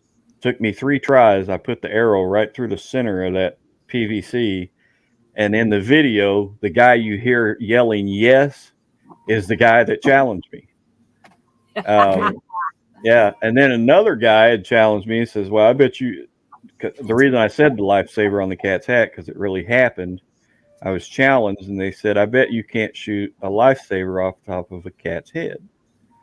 And I thought, oh, I'm not going to do that, because I may end up hitting the cat and killing it. But at Walmart one day, you know how they have those big bobbleheads you can buy of different animals? Well, they had a black cat's head in there. Well, I bought that, brought it home, and got a pack of lifesavers, set it up on the cat's head, and the first shot I hit that lifesaver and shattered it all to pieces. Unfortunately, the video for that has been lost. It was on YouTube, but something happened to it and it was gone, and I didn't have it saved in my hard drive. So that's something I'll probably have to redo just to show that I really did do it. And you'll have to make damn sure you let people know that you are not actually using a live cat, because you would be amazed how many people go, oh my God, you were trying to kill the cat. Yeah, a cat with a big fat head like that. Yeah, that's right. Hey, that's probably why you can't find it. Somebody complaining it got taken down. Right. Probably. Animal abuse. Yeah. I have to find that other video. I got another one where we used an arrow that's got the screw off tip it's a hunting arrow where you can change your field tip to a one of those blades, or whatever. A broadhead. Yeah. There's a kit you can buy and actually put a real bullet into this thing, and it has a firing pin. You screw that onto there, and you shoot the arrow, and whatever it hits, that bullet will ignite or explode. Well, we did that, and we set up 50 pounds of tannerite inside of an old outhouse. And I hit that tannerite and turned that outhouse into toothpicks. Wow. Now, I got that on video. It's been on YouTube, but that's another one that just keeps getting messed with. So I haven't tried putting it back on. But yeah. Were you hanging out the side of a 68 or a 69 Charger, an orange one? No, but it was parked around the barn, so, with Bo and Luke Duke waiting on me. I did think of that after it happened. I didn't think that bullet. I mean, it was just a 40 caliber bullet. They say you need a high powered rifle bullet to ignite tannerite. Well, that 40 cal did it and ignited that, and it's amazing. Even if you watch it in slow motion, it's just so cool the way it expands and just blows apart. I mean, it's just so amazing how powerful that tannerite is. I've seen people do that with old barn or old farm homes they wanted to take to the ground. They would set up tannerite at almost every corner, and they'd have different people with high-powered rifles 50, 60 yards away and taking shots at that tannerite to explode that home to where it would collapse and fall. And it worked. The house came crumbling down. I've never heard of that. Tannerite? Yeah. Yeah, you can buy that at just about any gun store where you can buy a firearm. And it's legal to get. It's what it is. They call it exploding targets. Ah, okay. That's where I remember it from. Yes. Yeah, You just but have if to you be careful. add, You have if to be you- careful with that because if you mix more than 4 pounds at a time, you need an explosives license to handle it. well, we did 50 on that outhouse. It didn't stand a chance. Another guy had put probably about 5 or 10 pounds inside of a dryer and went, I don't know how many yards away he was, but he stood at the back of his truck and used the bed rail as his post or support for his rifle. And he shot that tannerite where it's sitting inside that dryer. And the only thing left was the drum. The top of it came off and went flying up into the air and landed on the side of the bank. I mean, it's just unreal. But if you take tannerite and add gasoline or diesel fuel in a container and say you want to blow up an old car, oh my God. That's also called an improvised explosive device. Yeah, it's on YouTube. It's not me doing it, but it's on there. It's just unreal what you can do That with guy an also went to exploding prison. target. FPS Russia. Huh? That guy also went to prison. FPS Russia. Oh, I didn't know that, but Yeah. So the long and short of it is, if you're going to do something with an improvised explosive, don't put it on a public video source because that becomes what they call admissible in court. And that may be why my video got took down. I just never went to court. It could be. Yeah. I might be a fugitive and don't even know it. Could be. Could be. Go to California. They'll figure it out for you. Oh, no. The closest I get to California would be Quartzsite, and that's what, about 40 miles or 40 minutes away.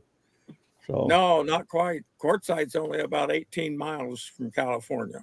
Oh, I can't go there. It's too close to the border. So right. They'll catch me and drag me across the border and hand me over to a U.S. deputy marshal. That's what one lieutenant in my squadron did when I was in the Air Force. He'd originally been a British cop. And there was this one Irish terrorist that was doing something they didn't like. Mm-hmm. So he said, one day me and the lads went over there and let's see, how do you say? Brought him back to England. Invited him back to England. Yeah, they did. I said, why'd you do? He said, it wasn't voluntary.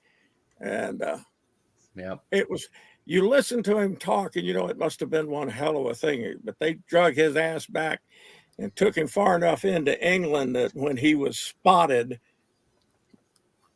and he kept saying, I was kidnapped. And they're saying, by whom? And he kept saying, these ruffians. England said, too bad you're on our property now. Yeah. He's like, call the police. One of my dad's friends, his name was Henry Roberts. He was the pastor of a church here in Ohio for, up till he died. He was in Vietnam. And he came down with some kind of sickness and then was pronounced dead. And his squadron was tore all to pieces because they just loved Henry. Was it acute poisoning? I don't remember what it was, but then he came back to life all of a sudden and got better and came back to where his post was at and was going to go in where all the men from his platoon was at. And then his sergeant stopped him and says, wait a minute. I think I should go in and announce that you're alive because if they see you, they're going to think you're a ghost and blow you all to pieces. He probably would have too. Yeah. So he went in and said and announced, that Henry, somehow came back to life as a miracle and he's back. And I just wanted you guys to know before he walked in. And then he comes in. Well, then later in life, after he's out of the military, he died again suddenly. And then a couple of days later, boom, he's back to life like nothing ever happened. And the third time it happened, he's sitting there with his son, Kenny Roberts, which became the pastor of the church. And they're sitting there in the hospital. He's in hospice, and Kenny's sitting there, talking to him. And Henry looked at him. He says, "When they pronounce me dead this time, you better wait about a month before you tell anybody, just to be on the safe side." Because you never know. He wouldn't die, or at least stay dead. But it was a pleasure getting to know Henry, and him and my dad played music together a lot, banjo picking and guitars and gospel music, and that was just their thing. But it's fun growing up around that. Yeah. I just thought, and by the way, thank you and your wife for serving our country. Appreciate it. I was dodging the draft. Did you shoot yourself in the foot? Oh, no. No, he enlisted to dodge the draft. That's right. I enlisted in the Air Force to dodge the Army because they wanted me. Oh. And I was that close to being drafted. And Yeah, once you're drafted, you're shit out of luck. So I made sure I went to the Air Force. My cousin, Benny Henderson, to keep from going into any branch of the military, shot himself in the foot. No. And then later on, that foot got infected and it had to be amputated. And we looked at him and says, wouldn't it have been better just go into the military and die if you're going to die? Do it that way as a hero versus shooting yourself and being a pussy. And anyway, it was I didn't know the whole story when I was just a little kid, but I saw him walking on that foot with a cane. And then my dad told me the story when we were alone, what happened to him. And but then later in life, when I got older and more braver, that's when I pretty much called him a pussy. So. On that note, ladies and gentlemen, I'm going to sign off. Yeah, I think so too. We're going to wrap this taco party here. We got to get out of here. So, yeah, Isaac, just before you're the only late night old timer, so you're gonna have to take us out. All right, I had a quick question for Papa Squirrel. Were you guys able to find that restaurant? Oh my God, we went to Guadalajara Grill and it was terrible. Oh, was it? It's terrible. God. Now, mind you, I haven't been to either place since before 2019, since before the pandemic. Okay, well, don't go on a weekend. Just don't go on a weekend, period. We finally got seated. They moved us from one table to another. We were in between two really big parties, so every time anybody walked behind us, the chair and the table got bumped. Couldn't hear a damn thing in there. The waiter was rather surly. Yeah. And we'll never go back. You need to eat at El Sur, ELSUR. Yeah, I want to. In Craycroft. Yeah, my mom looked it up. I want to try that. Yes. Her place that she likes is I think it's El Molinito. I've heard of that one. But did you guys make it to La Paria Suiza? No. Okay. Well, probably on my recommendation now. You don't want to go anywhere I recommend. Right. Well, hey, I looked it up and it had good reviews, but don't go there on a weekend. Yeah. I want to say, Tyler, if you're still listening, good night. I didn't see you leave. And then Matt the Scrap Whisperer in chat. If you think you can get handcuffs on me, bring it on, big boy. That's all I'm going to say. And Ray, it's been a pleasure seeing you. I hadn't seen you in a while on here. Well, I've seen you. I've just been in chat. Always a pleasure, Joe. But maybe someday I'll come to your radio show and harass you a little bit. I'm going to be up your way next week. I'm going to be in Indianapolis. Oh. For a my quick light. trip. Oh, I know what happened. I turned my computer off and my light went off. That's all right. Yeah. I got it plugged in the USB on my other computer. Yeah, Indianapolis, that's not close to me at all. It's closer than I am now. No, well, when you get there, just drive on up north and get on I-90 and head north or west or no east, and you'll go right to my exit. Yeah, it's gonna be a quick hit on Monday. So, Yeah. all right. So Isaac, do us the honors, please, and take us Yes, out. sir. Yes, sir. You can watch us on YouTube. You can listen to us on Patreon now, right? We did get on Patreon. Yeah, that's and true. you can find us on Instagram and YouTube, Facebook. Follow us on social media, but whatever you do, do not follow us home. That's right. So for Lewis Lee, and don't follow Iron Horse Garage either. yeah. So for Lewis Lee, Ray Guarino, Motormouth Radio signing off. The whole Bustinout Roof raising team tonight came back for the 1 year anniversary, which is great. Great to commemorate that. Great to see all you guys and gals. Yep. And, it was fun. And we'll be back next week doing it again. All right, guys. Have a good night. Good night. Take care.